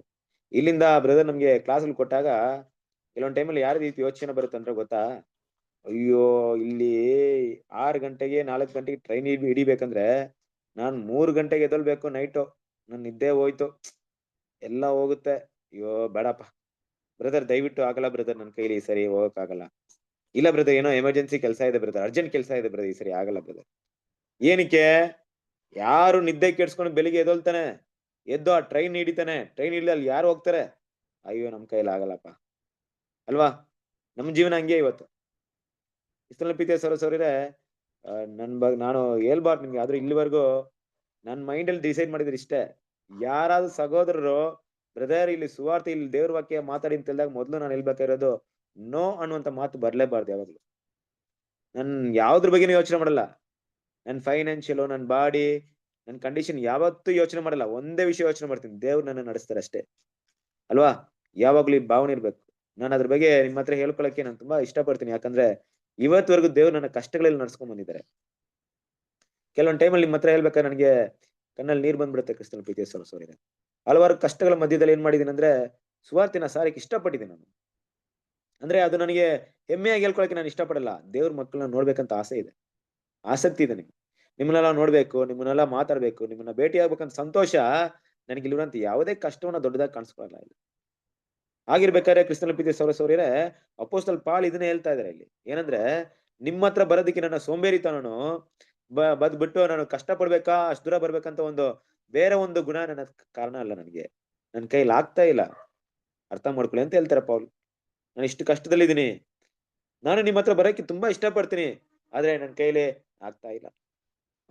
ನಾನು ಏನೋ ಸಮಸ್ಯೆಯಲ್ಲಿ ಸಿಗಾಕೊಂಡಿದೀನಿ, ನನ್ ಕಷ್ಟ ಹೇಳತ್ತಿರೋದು ಈ ಒಂದು ವಿಷಯಗಳಿರ್ಬೋದು, ಇಲ್ಲ ಬೇರೆ ಕಡೆ ಸುವಾರ್ತೆ ಅವಶ್ಯಕವಾಗಿ ನಾನು ಹೇಳುವಂತ ಸನ್ನಿವೇಶಗಳಿರ್ಬೋದು, ಅದ ಕಾರಣದಿಂದ ನಿಮ್ಮ ಹತ್ರ ಬರಕ್ಕಾಗಿಲ್ವ ಹೊರತು ಖಂಡಿತ ನಾನು ಬೇರೆ ಕಾರಣಗಳಿಂದ ನಿಮ್ಮನ್ನ ಅವಾಯ್ಡ್ ಮಾಡ್ಬೇಕಂತ ನನ್ನ ಉದ್ದೇಶ ಇಲ್ಲ ಅಂತ ಏನ್ ಮಾಡ್ತಾರೆ ಅಪೊಸ್ತಲ ಪಾಲ್ ಹೇಳ್ತಾರೆ. ಹಾಗೆ ಕ್ರಿಸ್ತನ ಪ್ರೀತಿಯ ಸಹೋದರರೇ, ಇಲ್ಲಿ ಮಾತಾಡ್ಬೇಕಾದ್ರೆ ಸುವಾರ್ತೆ ವಿಷಯದಲ್ಲಿ ನಾನು ನಾಚಿಕೊಳ್ಳುವವನಲ್ಲ ಅಂತ ಮಾತು ಹೇಳ್ತಾರೆ. ನಾಚಿಕೊಳ್ಳುವವನಲ್ಲ, ನೋಡ್ರಿ ಎಷ್ಟು ಎಷ್ಟು ಇಂಪಾರ್ಟೆಂಟ್ ವಾಕ್ಯ. ನಾಚಿಕೆ, ಏನಕ್ಕೆ ನಾಚಿಕೆ? ಸುವಾರ್ತೆ ಸಾರೋದ್ರಲ್ಲಿ ನಾಚಿಕೆನಾ ಇದೆಯಾ? ಇದೇ ಕ್ರಿಸ್ತನ ಪ್ರೀತಿಯ ಸಹೋದರರೇ ತುಂಬಾ ಜನರಿಗಿದೆ ಇವತ್ತು. ತುಂಬಾ ಜನರಿಗೆ ನಾನು ಕ್ರೈಸ್ತರನ್ನ ಕೇಳ್ಕೊಳಕ್ ನಾಚಿಕೆ ಅಲ್ವಾ? ನಾನೊಬ್ಬ ಕ್ರಿಸ್ಟಿಯನ್ಸ್ ಹೇಳ್ಕೊಳ್ಳೋದು ನಾಚಿಕೆ, ಇನ್ನು ಬೈಬಲ್ನ ಇಟ್ಕೊಂಡು ಹೋಗೋದು ನಾಚಿಕೆ ಅಲ್ವಾ? ಅದೆಲ್ಲ ಎಲ್ಲ ನಾಚಿಕೆ ಇದೆ ಇವತ್ತು, ತುಂಬಾ ಜನರಿಗೆ ಇದೆ ಇವತ್ತು. ಒಂದ್ ವಿಷಯ ಅರ್ಥ ಮಾಡ್ಕೊಳ್ಳಿ ಕ್ರಿಸ್ತನ ಪ್ರೀತಿಯ ಸಹೋದರರೇ, ನಮಗೆ ಸಿಕ್ಕಿರುವಂತ ಇಷ್ಟು ದೊಡ್ಡ ಸತ್ಯನ ಇವತ್ತು ನಾವು ನಾಚಿಕೆ ಮಾಡ್ಕೊಂಡ್ಬಿಟ್ರೆ, ಹೇಳೋದನ್ನ ಸುವಾರ್ತೆ ಸಾರೋದನ್ನ ನಾಚಿಕೆ ಪಡ್ಕೊಂಡ್ಬಿಟ್ರೆ, ದೇವ್ರು ಕೂಡ ನಮ್ ಬಗ್ಗೆ ನಮ್ಮನ್ನ ನೀವು ನನ್ನ ಮಕ್ಕಳು ಅಂತ ಹೇಳೋದಕ್ಕೆ ನಾಚಿಕೆ ಪಡ್ಕೊಂತಾರೆ. ಯೇಸು ಕ್ರಿಸ್ತನ ಹೇಳಿದಾರೆ ತಾನೆ ಈ ವಾಕ್ಯವನ್ನ. ಓದ್ರಿ ವಾಕ್ಯವನ್ನ ಓದಿ, ಮಾರ್ಕನ ಸುವಾರ್ತೆ 8ನೇ ಅಧ್ಯಾಯ 38ನೇ ವಾಕ್ಯ.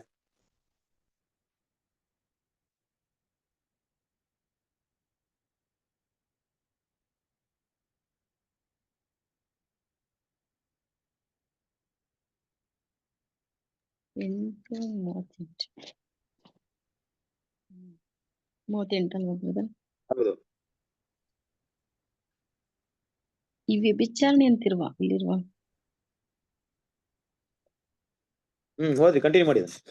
ಈ ವ್ಯಭಿಚಾರಣೆಯಂತಿರುವ ಈ ಪಾಪ ಸಂತತಿಯವರಲ್ಲಿ ಯಾವನು ನನಗೆ ನನ್ನ ಮಾತುಗಳಿಗೂ ನಾಚಿಕೊಳ್ಳುತ್ತಾನೋ ಅವನಿಗೆ ಮನುಷ್ಯಕುಮಾರನು ತಾನು ತನ್ನ ತಂದೆಯ ಪ್ರಭಾವದೊಡನೆ ಪರಿಶುದ್ಧ ದೂತರ ಸಮೇತವಾಗಿ ಬರುವಾಗ ನಾಚಿಕೊಳ್ಳುವನು. ಕರೆಕ್ಟ್ ಅಲ್ವಾ?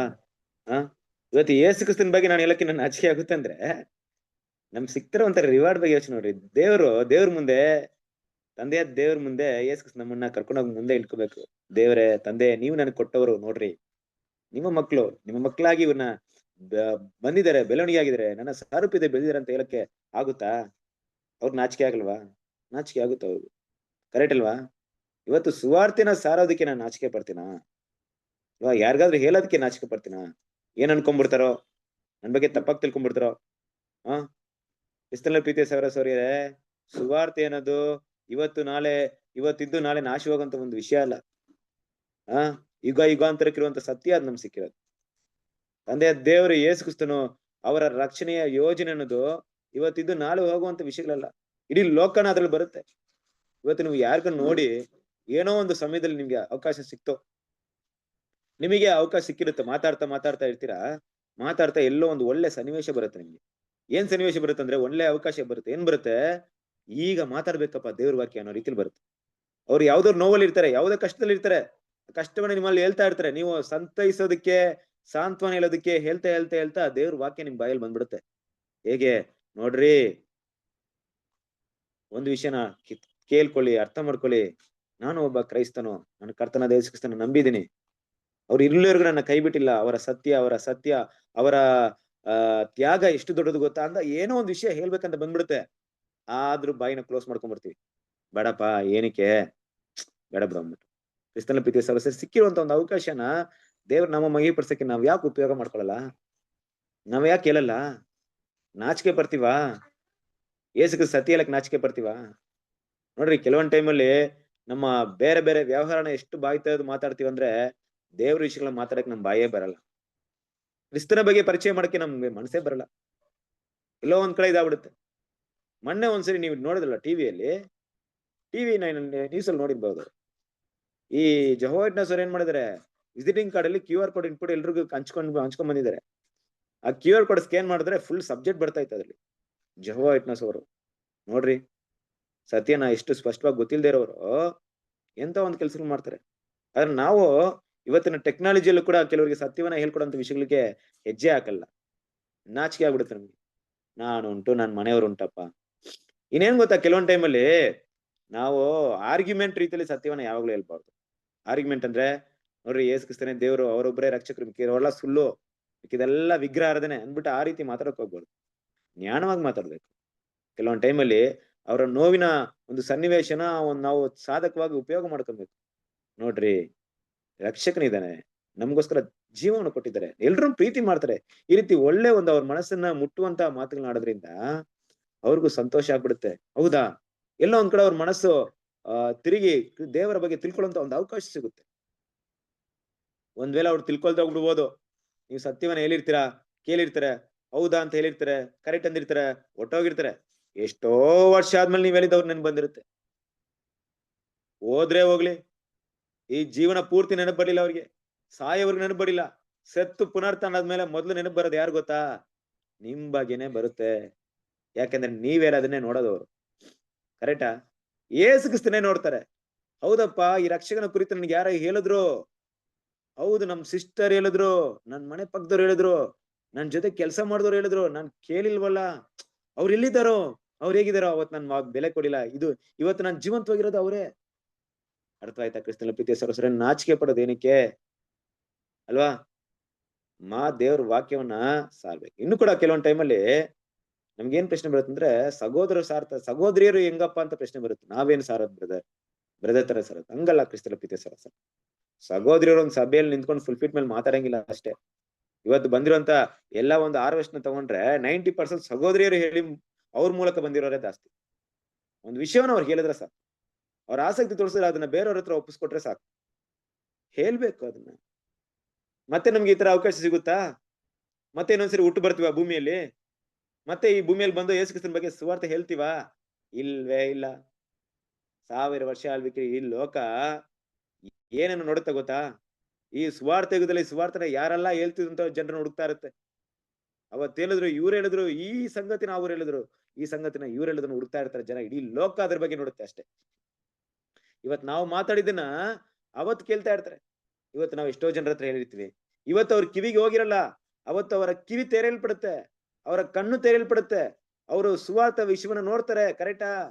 ಎಲ್ಲರೂ ದೇವರ ವಾಕ್ಯವನ್ನ ನೋಡೋದಕ್ಕೆ ಕಣ್ ತೆರೆಯಲ್ಪಡುತ್ತೆ. ಅವಾಗ ನಮ್ಮನ್ನ ನೆನೆಸ್ಕೊಳ್ತಾರೆ ಕ್ರಿಸ್ತನ ಪ್ರೀತಿಯ ಸಹೋದರರೇ. ಅದರಿಂದ ಅಪೊಸ್ತಲ ಪೌಲ ಹೇಳ್ತಾ ಇದ್ರೆ, ನನಗಂತೂ ನಾಚಿಕೆ ಇಲ್ಲಪ್ಪ, ಸುವಾರ್ತೆ ಸೇವೆ ಹೇಳೋಕೆ ನಾಚಿಕೆ ಇಲ್ಲ. ನಾವ್ ಇವತ್ತು ಟೆಕ್ನಾಲಜಿ ಇರೋ ಟೈಮಲ್ಲೇ ನಾವ್ ಹೇಳ್ತಾ ಇಲ್ಲ. ಅವತ್ತು ಏನು ಇಲ್ದೆ ಅಪರಿಚಿತರು, ಏನೂ ಗೊತ್ತಿರಲ್ಲ, ಅವ್ರ ಹತ್ರ ಹೋಗಿ ಹೆಂಗ್ ಮಾತಾಡಿರ್ತಾರೋ, ಯಾವ ರೀತಿ ಮಾತಾಡಿರ್ತಾರೋ. ಅಪೊಸ್ತಲ ಪೌಲ ಕೆಲವೊಂದು ಟೈಮಲ್ಲಿ ಕುತ್ಕೊಂಡು ನಿಂತ್ಕೊಂಡು ಮಾತಾಡಿದ್ರೆ ಜನ ಬೆರಗಾಗಿ ಹಾಗೆ ಸತ್ಯ ಕೇಳ್ತಾ ಇದ್ರು ಅಲ್ವಾ? ಅಥೇನೆ ಪಟ್ಟಣದಲ್ಲಿ ಮಾತಾಡ್ತಾರೆ. ಏನಂತ ಮಾತಾಡ್ತಾರೆ? ಸಹೋದರೇ, ನಾನು ನಿಮ್ಮ ಪಟ್ಟಣವನ್ನ ಸುತ್ತು ಬರ್ತಾ ಇದ್ದೆ, ಅಲ್ಲಿ ಒಂದು ಬಲಿಪೀಠವನ್ನು ನೋಡ್ದೆ, ಅಲ್ಲಿ ನಮಗೆ ಅರಿಯದೇ ಇರುವಂತ ದೇವ್ರು ಅಂತ ಬರ್ದಿದ್ರಿ, ಆ ದೇವ್ರ ಬಗ್ಗೆ ಇವತ್ತು ಹೇಳ್ಕೊಡ್ತೀನಿ ಬನ್ನಿ ಅಂತ ಏನ್ ಮಾಡ್ತಾರೆ? ಎಲ್ರನ್ನ ಕರೆಸಿ ಸುವಾರ್ತೆ ಹೇಳ್ತಾರೆ. ನೋಡ್ರಿ ಅಪೊಸ್ತಲ ಪೌಲ ಎಷ್ಟು ಟ್ಯಾಲೆಂಟ್ ನೋಡ್ರಿ, ಎಷ್ಟು ಜ್ಞಾನ ನೋಡ್ರಿ, ಎಲ್ಲಿ ಯಾವ ರೀತಿ ಹೇಗೆ ಮಾತಾಡ್ಬೇಕಂತ ಫುಲ್ ನಾಲೆಜ್ ಆಗಿದೆ ಪೌಲ್ ಅಲ್ವಾ? ದೇವರಿಂದ ಉಪಯೋಗಿಸಲು ಮಾಡುವಂತ ಒಂದು ಪಾತ್ರೆ ಆಗಿದ್ರು. ಇವತ್ತು ದೇವ್ರ ಮಕ್ಕಳು ನಮಗೆ ನಾಚಿಕೆ ಏನಕ್ಕೆ ಅಲ್ವಾ? ದಯವಿಟ್ಟು, ಸಮಯ ಕೂಡ ತುಂಬಾ ಕಡಿಮೆ ಇದೆ. ಹಾಗೆ ರಕ್ಷಣೆ ಹೊಂದಿದೀವಿ, ಆಯ್ತು ದೀಕ್ಷೆ ಸ್ನಾನ ತಗೊಂಡಿದ್ವಿ, ಸತ್ಯವನ್ನ ಕೇಳ್ಕೊಂಡು ಹಂಗೆ ಇದ್ಬಿಡೋಣ ಅಂತಿದ್ರೆ ಖಂಡಿತವಾಗ್ಲು ಇಲ್ಲ ಕ್ರಿಸ್ತನ ಪ್ರೀತಿಯ ಸರಸ್ವರಿ. ಇಲ್ಲಿ ಪೈಪೋಟಿ ಇದೆ. ದೇವರ ಗುಣಗಳನ್ನ ಬೆಳೆಸುವಂತ ಒಂದು ಅವಕಾಶ ನಮ್ಮೆಲ್ಲರೂ ಕೊಟ್ಟಿದ್ರು ಕೂಡ ಯಾರು ಹಿಂದೂ ಯಾರು ಮುಂದೆ ಅಂತ ಏನ್ ಮಾಡ್ತಾರೆ, ಯಾರು ಹಿಂದೆ ಮುಂದೆ ಅಂತ ಏನ್ ಮಾಡ್ತಾ ಇದಾರೆ, ಪೈಪೋಟಿ ಎಲ್ಲ ಹೋಗ್ತಾ ಇದಾರೆ. ಎಲ್ಲಪ್ಪ ನಡೀತಾ ಇದೆ ಪೈಪೋಟಿ, ನನ್ನ ಮುಂದೆ ಅಂತೂ ಯಾರು ಕಾಣಿಸ್ತಾ ಇಲ್ಲ ಅಂತ ನಿಮ್ಗೆ ಅನಿಸ್ಬೋದು. ದೇವ್ರ ದೃಷ್ಟಿಲಿ ಪೈಪೋಟಿ ಇದೆ. ದೇವ್ರು ನೋಡ್ತಾರೆ ಈ ಸಹೋದರಿ ಗುಣವನ್ನು ತೋರಿಸ್ತಾ ಇದ್ರೆ, ಇಲ್ಲೆಲ್ಲೋ ಅಮೆರಿಕದಲ್ಲಿ ಒಬ್ಬ ಸಹೋದರಿ ಇವ್ರಿಗಿಂತ ಒಳ್ಳೆ ಗುಣ, ಈ ಇಂಥ ಕಷ್ಟ ಸನ್ನಿವೇಶದಲ್ಲಿ ಅವ್ರಿಗಿಂತ ಒಳ್ಳೆ ಗುಣ ಅವ್ರು ತೋರಿಸ್ತಾ ಇದಾರೆ. ಇಲ್ಲಿರುವಂತ ಒಬ್ಬ ಸಹೋದರಿ, ಕರ್ನಾಟಕದಲ್ಲಿ ಇರುವಂತ ಒಬ್ಬ ಸಹೋದರಿ ಏನ್ ಮಾಡ್ತಾ ಇದ್ರೆ, ಇವ್ರೆಲ್ರಿಗಿಂತ ಕಷ್ಟದಲ್ಲಿ ಇದ್ರು ಕೂಡ ಅವ್ರು ಇನ್ನೂ ಒಳ್ಳೆ ಗುಣವನ್ನ ತೋರಿಸ್ತಾ ಇದ್ರೆ, ಸುವಾರ್ತೆಗೋಸ್ಕರ ತ್ಯಾಗ ಮಾಡ್ತಾ ಇದ್ರೆ. ಈ ರೀತಿ ನೋಡ್ತಾರೆ ದೇವ್ರು ಅಲ್ವಾ, ಅವರ ಸ್ಯಾಕ್ರಿಫೈಸ್ ನ ನೋಡ್ತಾ ಇರ್ತಾರೆ. ನಾವು ಕೂಡ ದೇವ್ರಿಗೋಸ್ಕರ ಏನ್ ಮಾಡ್ಬೇಕು, ತ್ಯಾಗಗಳನ್ನ ಮಾಡ್ಬೇಕು. ಸುವಾರ್ತೆ ವಿಷಯಗಳನ್ನ ಸಾರೋದಿಕ್ಕೆ ಮುಂದೆ ಬರ್ಬೇಕು. ಸುವಾರ್ತೆ ಸಾರೋದು ಕೆಲವರು ಜನರಿಗೆ ಮಾತ್ರ ಸೀಮಿತವಾಗಿದ್ದಲ್ಲ, ಸುವಾರ್ತಿಗರಿಗೆ ಮಾತ್ರ ಅಲ್ಲ. ಹಾಗೆ ಕೂಡ ನೋಡ್ಬೇಕಾದ್ರೆ ಈಗ ನಾವು ಜೀವಿಸ್ತಿರುವಂತ ಕಾಲದಲ್ಲಿ ನೋಡ್ಬೇಕಾದ್ರೆ ನಮ್ಗೆ ಸಿಕ್ಕಿರುವಂತ ಸುವಾರ್ತೆ ಎಂತ ಸುವಾರ್ತೆ ಗೊತ್ತಾ? ಅಪೋಸ್ತಲ ಪಾಲ್ ಸಾರಿದಂತ ಸುವಾರ್ತೆ ಎಲ್ಲ ಕ್ರಿಸ್ತನ ಪ್ರೀತಿಯ ಸಹೋದರರು. ಅಪೋಸ್ತಲ ಪಾಲ್ ಯೇಸು ಕ್ರಿಸ್ತನ ಮೊದಲನೇ ಬರುವಿಕೆ ಬಗ್ಗೆ ಸಾರ್ಬೇಕಾಯ್ತು.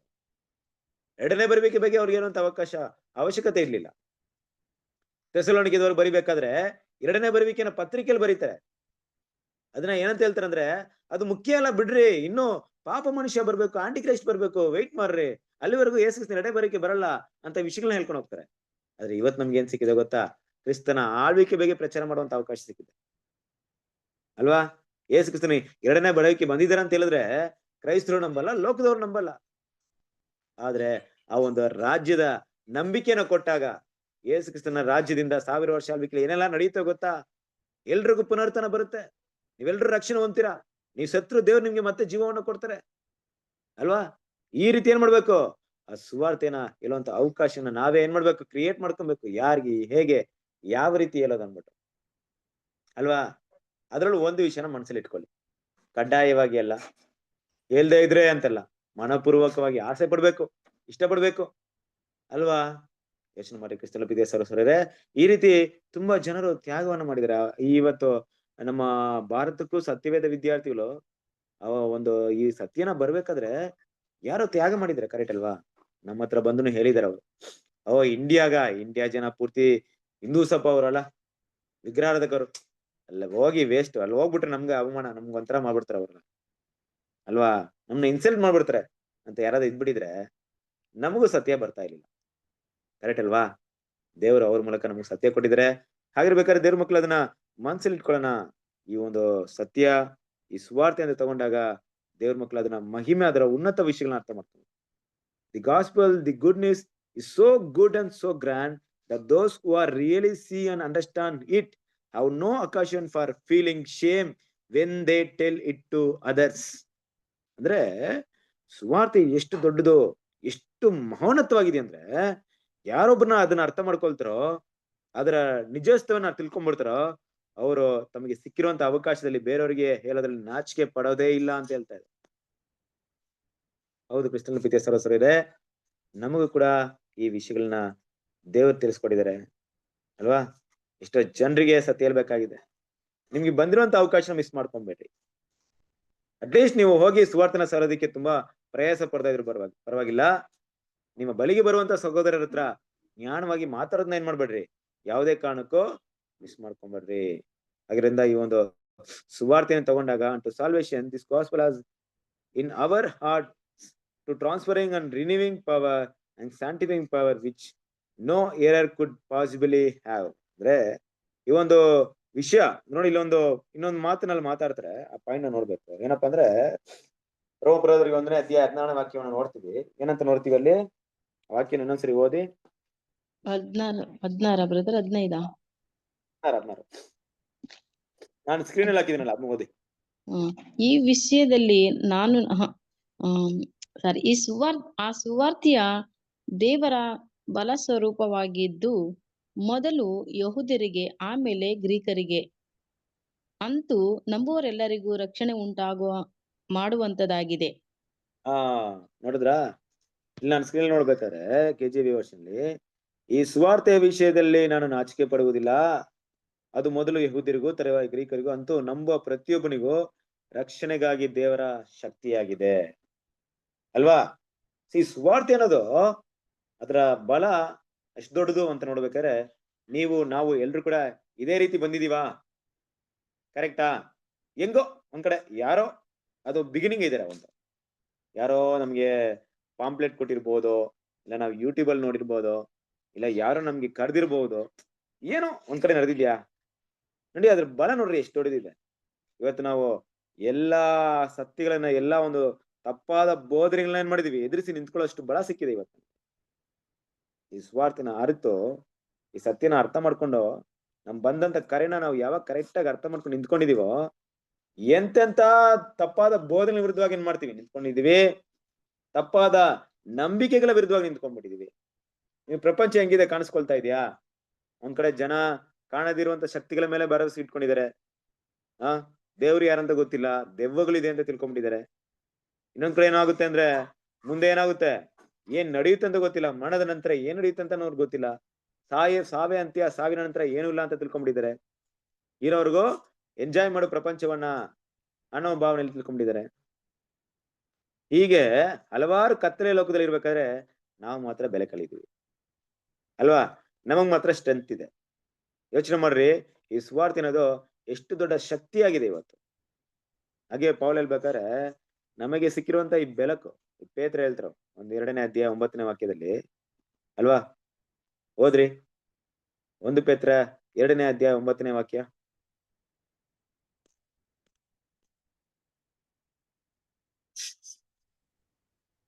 ನೀವಾದರೂ ನಿಮ್ಮನ್ನು ಕತ್ತಲೊಳಗಿಂದ ಕರೆದು ತನ್ನ ಆಶ್ಚರ್ಯಕರವಾದ ಬೆಳಕಿನಲ್ಲಿ ಸೇರಿಸಿದಾತನ ಗುಣಾತಿಶಯಗಳನ್ನು ಪ್ರಚಾರ ಮಾಡುವವರಾಗುವಂತೆ ದೇವರಾದ ಕೊಂಡ ಜನಾಂಗವು, ರಾಜವಂಶಸ್ಥರಾದ ಯಾಜಕರು, ಮೀಸಲಾದ ಜನವು, ದೇವರ ಸ್ವಕೀಯ ಪ್ರಜೆಯೂ ಆಗಿದ್ದೀರಿ.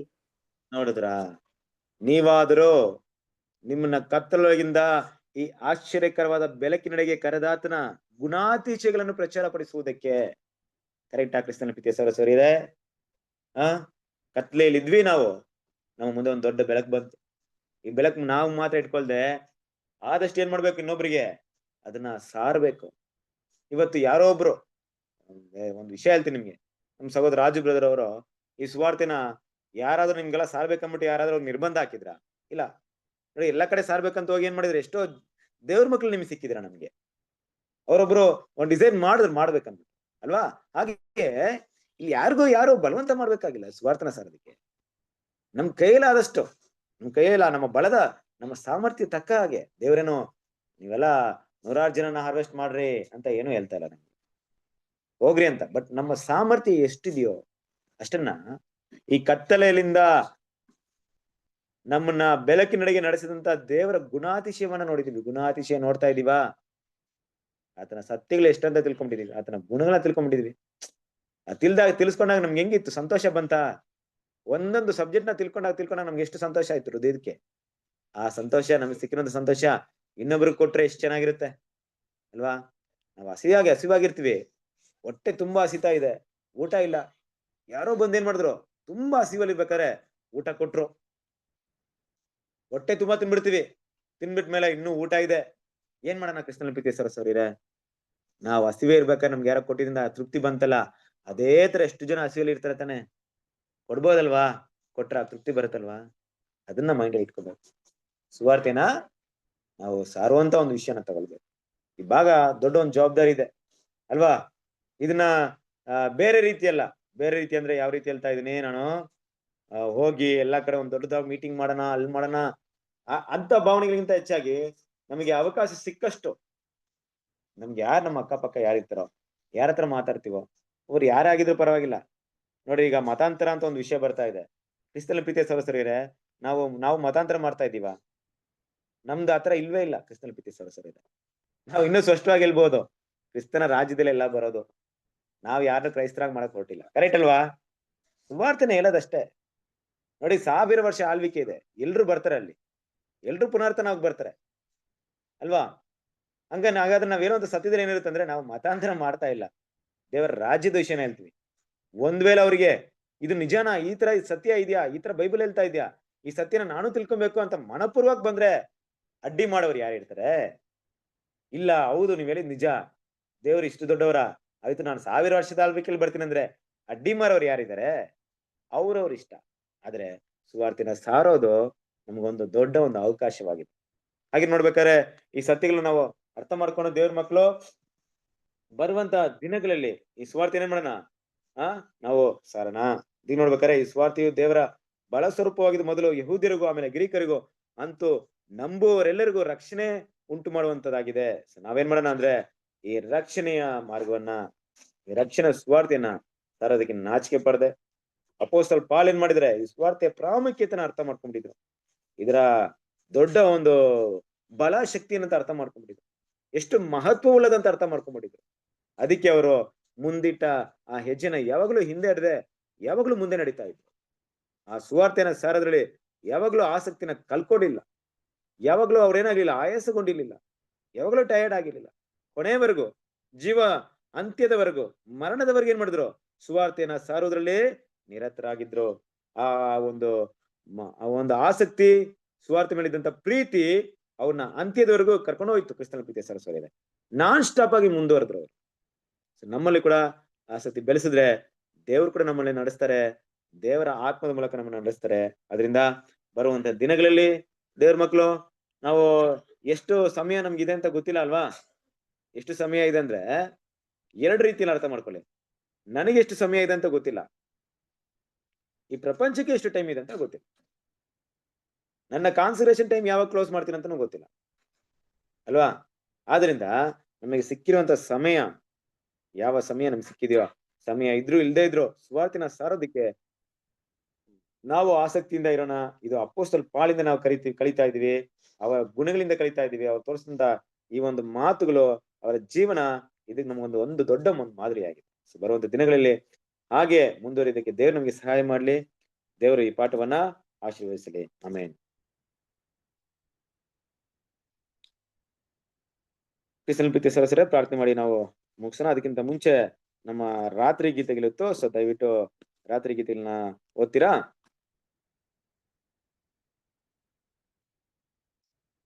ಇವತ್ತಿನ ಸಾಂಗ್ಸ್ ಇನ್ ದ ನೈಟ್. ಏನ್ ತಾರೀಕು ಇವತ್ತು? 10 ಅಲ್ವಾ? ಓದ್ಲಾ ಬ್ರದರ್ ಅಥವಾ ಬೇರೆ ಯಾರು ಓದ್ತಾರ? ಪರವಾಗಿಲ್ಲ, ಓದಿ, ಯಾರಾದ್ರೂ ಓದಿ, ಏನು ಸಮಸ್ಯೆ ಇಲ್ಲ. ಫೆಬ್ರವರಿ 10, 1335 ದಿನಗಳು ಬರುವವರೆಗೆ ಕಾದಿರುವವನೇ ಭಾಗ್ಯವಂತನು. ದಾನಿಯೇಲ 12:12. ನಾವು ಯಾವ ಆಶೀರ್ವಾದಗಳನ್ನು ಸ್ವೀಕರಿಸಿದ್ದೇವೆ? ಸತ್ಯವೇದವು ನಮಗೆ ಹೇಳಿದಂತೆಯೇ ಅದು ನೆರವೇರಿದೆ. ಯಾರೆಲ್ಲ ತಮ್ಮ ಹೃದಯಗಳನ್ನು ಕರ್ತನಿಗಾಗಿ ತೆರೆದು ಕೊಡುತ್ತಾರೋ ಕರ್ತನು ಅವರ ಹೃದಯದೊಳಗೆ ಬಂದು ಭೋಜನ ಮಾಡುವುದು ಮಾತ್ರವಲ್ಲದೆ ಕರ್ತನ ಸೇವಕರಾಗಿರಲಾಗಿ ಕರ್ತನು ಅವರನ್ನು ಸಂತೈಸುತ್ತಾನೆ ಮತ್ತು ತಕ್ಕ ಕಾಲದ ಆಹಾರವನ್ನು ಅವರಿಗೆ ಕೊಡುತ್ತಾನೆ. ಇವೆಲ್ಲ ಆಶೀರ್ವದಿಸಲ್ಪಟ್ಟ ಸತ್ಯಗಳನ್ನು ನಾವು ಈಗಿನ ಕಾಲದ ಬೆಳಕಿನಲ್ಲಿ ಪ್ರವೇಶ ಮಾಡಿದಾಗಿನಿಂದ ಸೇವಿಸುತ್ತಿದ್ದೇವೆ. ಮತ್ತು ಇದರಿಂದ ಏನು ನಿರೂಪಣೆಯಾಗುತ್ತದೆ ಎಂದರೆ, ಈ ಯುಗಗಳ ದೈವಿಕ ಯೋಜನೆಯು ಯಾವ ಮನುಷ್ಯರಿಂದಲೂ ಬಂದಿದ್ದಲ್ಲ, ಯಾವ ಮನುಷ್ಯನ ಯೋಜನೆ ಅಥವಾ ರಚನೆಯೂ ಅಲ್ಲ. ಏಕೆಂದರೆ ಯಾವ ಮನುಷ್ಯನಾಗಲಿ ದೇವರ ವಾಕ್ಯದಿಂದಲ್ಲದೆ ಇಂತಹ ಮಹಿಮೆ ಉಳ್ಳ ವಿಷಯಗಳನ್ನು ತರಲು ಶಕ್ತನಲ್ಲ. ರೀಪ್ರಿಂಟ್ 55:68. Thank you. ಕ್ರಿಸ್ತನ ಪ್ರೀತಿಯ ಸಹೋದರರೇ, ಒಂದು ಸುಂದರವಾದಂತ ಒಂದು ವಾಕ್ಯ. ನಾವು ಈಗಾಗಲೇ ದೇವರ ರಾಜ್ಯ ಪಾಠದಲ್ಲಿ ನೋಡ್ತಾ ಇದ್ದೀವಿ. 1335 ದಿನಗಳು ಇದ್ದು ಈ ಬರುವವರೆಗೆ ಕಾದಿರುವವನು ಭಾಗ್ಯವಂತನು ಅಲ್ವಾ? ನೋಡಿ, ಇಲ್ಲಿ ಎಷ್ಟೋ ಸುಂದರವಾಗಿ ಅದನ್ನ ನಮ್ಗೆ ಒಂದು ಆತ್ಮಿಕ ಒಂದು ಲೆಸನ್ ಏನ್ ಕೊಡ್ತಾ ಇದ್ದಾರೆ. ಖಂಡಿತ ದೇವರು ಈ ಸತ್ಯವನ್ನೆಲ್ಲ ನಮ್ಗೆ ಇವತ್ತು ತಿಳಿಸ್ತಾ ಇದ್ದಾರೆ. ಅದು ಯಾವುದೇ ಮನುಷ್ಯನಿಂದ ಬಂದಿದ್ದಲ್ಲ, ನಮ್ಮಿಂದ ಕೂಡ ಬಂದಿದ್ದಲ್ಲ. ನಾವು ನಿಮ್ಗೆ ಮಾತಾಡುವಂತ ಸಬ್ಜೆಕ್ಟ್ ನಮ್ಮ ಜ್ಞಾನದಿಂದ ಅಲ್ಲ, ದೇವ್ರು ಕೊಟ್ಟಿರೋಂಥ ಪುಸ್ತಕಗಳನ್ನ ಓದ್ಬಿಟ್ಟು ನಾವು ಕಾಪಿ ಮಾಡಿ ಮಾತಾಡ್ತಾ ಇದ್ವಿ. ದೇವರಿಂದನೇ ಬಂದಿರೋದಿಲ್ಲ. ಪ್ರತಿಯೊಂದು ಕೂಡ ದೇವರೇ ನಮ್ಗೆ ಕೊಡ್ತಾ ಇದ್ದಾರೆ. ಸೊ ದೇವರಿಗೆ ಥ್ಯಾಂಕ್ಸ್ ಹೇಳೋಣ. ಇಷ್ಟು ಸತ್ಯವನ್ನ ನಮ್ಗೆ ನಡೆಸ್ತಾ ಇದ್ರೆ, ಈ ಬೆಳಕಿನಲ್ಲಿ ಪ್ರವೇಶ ಮಾಡಿದಂದಿಂದ ನೋಡಿ ಮಾತಾಡಿದಂತ ವಿಷಯ ಬರ್ತಾ ಇದೆ. ನಮ್ಮ ಸತ್ಯದಲ್ಲಿ ದೇವ್ರು ಏನ್ ಮಾಡಿದ್ರೆ ನಮ್ಮನ್ನ ನಡೆಸಿದ್ದಾರೆ. ಅದರಿಂದ ಬರುವಂತ ದಿನಗಳಲ್ಲಿ ಎಲ್ಲ ದೇವ್ರು ನಮ್ಗೆ ಕೊಟ್ಟಿದ್ದಕ್ಕೋಸ್ಕರ ದೇವರಿಗೆ ಕೃತಜ್ಞರಾಗಿರೋಣ. ದೇವರ ಒಂದು ಚಿತ್ತದವನ್ನ ಅರಿತು ಜೀವಿಸಕ್ಕೆ ದೇವರು ನಮ್ಗೆ ಸಹಾಯ ಮಾಡ್ಲಿ. Thank you. ಸೊ ಕೊನೆಯದಾಗಿ ಪ್ರಾರ್ಥನೆ ಮಾಡಿ ನಾವು ಈ ಕೂಟವನ್ನ ಅಂತ್ಯ ಮಾಡೋಣ. ಓಕೆ, ನೀರಜ್ ಬ್ರದರ್ ಇದ್ದೀರಾ?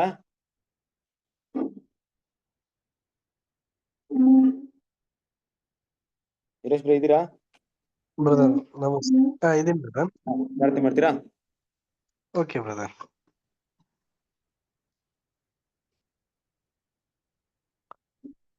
ಪ್ರಾರ್ಥನೆ ಮಾಡಿಕೊಳ್ಳೋಣ. ಭೂ ಪರಲೋಕವನ್ನು ಅದರಲ್ಲಿರುವಂತಹ ಸಮಸ್ತ ಜೀವರಾಶಿಗಳನ್ನು ಉಂಟು ಮಾಡಿ ಸಾಕಿ ಸಲಹಿ ಬರುತ್ತಿರುವಂತ ಪರಲೋಕದ ತಂದೆಯ ದೇವರೇ, ನಿಮ್ಮ ನಾಮ ಮಹಿಮೆ ಉಂಟಾಗಲಿ, ಘನ ಉಂಟಾಗಲಿ. ತಂದೆಯ ದೇವರೇ, ನಿಮ್ಮ ಒಂದು ಕೃಪೆಯಿಂದ ಇದುವರೆಗೂ ನಮ್ಮೆಲ್ಲರನ್ನು ಕಾದು ನಡೆಸಿದ್ದಕ್ಕಾಗಿ ನಿಮ್ಮನ್ನು ವಂದಿಸ್ತೇವೆ. ಅದೇ ರೀತಿಯಾಗಿ ತಂದೆಯ ದೇವರೇ, ಈ ಒಂದು ದಿನದಲ್ಲಿ ರೋಮನ್ಸ್ ಒಂದು ಬುಕ್ಕಿನ ರೋಮಾಪುರದವರಿಗೆ ಬರೆದಂತ ಒಂದು ಪುಸ್ತಕದ ವಿಚಾರಗಳಲ್ಲಿ ನಮ್ಗೆ ಹಲವಾರು ವಿಚಾರಗಳನ್ನ ಈ ದಿನ ನಮ್ಗೆ ತಿಳಿಸಿಕೊಟ್ಟಿದ್ದಕ್ಕಾಗಿ ನಿಮ್ಮ ನಾಮವನ್ನು ಘನಪಡಿಸ್ತೇವೆ ಮತ್ತು ನಿಮ್ಮನ್ನು ಧನ್ಯವಾದವನ್ನು ಅರ್ಪಿಸುವಂತವರಾಗಿದ್ದೇವೆ. ತಂದೆಯ ದೇವರೇ, ನಮಗೆ ಕೊಡಲ್ಪಟ್ಟಿರುವಂತಹ ಒಂದು ಕೆಲಸ ಕಾರ್ಯಗಳಲ್ಲಿಯೂ ಮತ್ತು ನಮ್ಮ ಮೇಲಿರುವಂತಹ ಒಂದು ಜವಾಬ್ದಾರಿಗಳಲ್ಲೆಲ್ಲವೂ ಕೂಡ ನಾವು ನಿರ್ವಹಿಸಕ್ಕೆ ಬೇಕಾಗಿರುವಂತಹ ಸಮಾಧಾನವಾದಂತಹ ಶಕ್ತಿ ಸಾಮರ್ಥ್ಯವನ್ನು ದಯಪಾಲಿಸಿ, ಹಾಗೇನೆ ತಂದೆಯ ದೇವರೇ, ಈ ಒಂದು ವಾಕ್ಯ ಸಂದೇಶವನ್ನು ಕೊಟ್ಟಂತಹ ಸೋದರನ್ನು ಕೂಡ ಆಶೀರ್ವದಿಸಿ, ಹೇಳ್ಕೊಟ್ಟಿರುವಂತ ಎಲ್ಲಾ ಅಂಶಗಳನ್ನು ನಾವು ಕಲಿತು ಅದರಲ್ಲಿರುವಂತ ಎಲ್ಲಾ ವಿಚಾರಗಳನ್ನು ತಿಳ್ಕೊಂಡು ಮತ್ತು ನಾವು ಎಲ್ಲಾ ವಿಧವಾದಂತಹ ಶೋಧನೆಗಳು ಜಯಿಸಲಿಕ್ಕೆ ಸಹಾಯ ಮಾಡಿ ಅಂತ ಬೇಡ್ತಾ, ತಲೆಬಾಗಿರುವಂತ ಎಲ್ಲಾ ಮಕ್ಕಳನ್ನು ಕೂಡ ಆಶೀರ್ವದಿಸಿ, ಸಹೋದರ ಸಹೋದರನ್ನು ಕೂಡ ಹೇರಳವಾಗಿ ನಡೆಸಬೇಕಾಗಿ ಕೇಳ್ಕೊಳ್ತಾ, ಇನ್ನು ಮುಂಬರುವಂತ ಎಲ್ಲಾ ರೀತಿಯ ಪಾಠಗಳನ್ನು ಕೇಳಿ ನಾವು ಅದನ್ನ ಕೈಗೊಂಡು ನಡೆಯಲಿಕ್ಕೆ ಸಹಾಯ ಮಾಡಿ ಅಂತ ಬೇಡ್ತಾ, ಈ ಒಂದು ವಿಶೇಷವಾದಂತ ಪ್ರಾರ್ಥನೆಯನ್ನ ನಮ್ಮ ಪ್ರಭು ನಮ್ಮ ರಕ್ಷಕರಾದಂತ ಯೇಸು ಕ್ರಿಸ್ತನಲ್ಲಿ ಬೇಡ್ತೇನೆ ತಂದೆ, ಆಮೇನ್. ಆಮೇನ್. ಥ್ಯಾಂಕ್ ಯು ಕ್ರಿಸ್ತನಲ್ಲಿ ಪ್ರೀತಿಯ ಸಹೋದರ ಸಹೋದರಿಯರೇ, ಎಲ್ಲರಿಗೂ ನಮಸ್ತೆ. ದೇವರು ನಿಮ್ಮೆಲ್ಲರನ್ನು ಆಶೀರ್ವದಿಸಿ. ಎಲ್ಲರಿಗೂ ನಮ್ಮ ನಮಸ್ಕಾರಗಳು. ಸರಿ, ನಮಸ್ತೆ. ನಮಸ್ತೆ. ಬಾಯ್.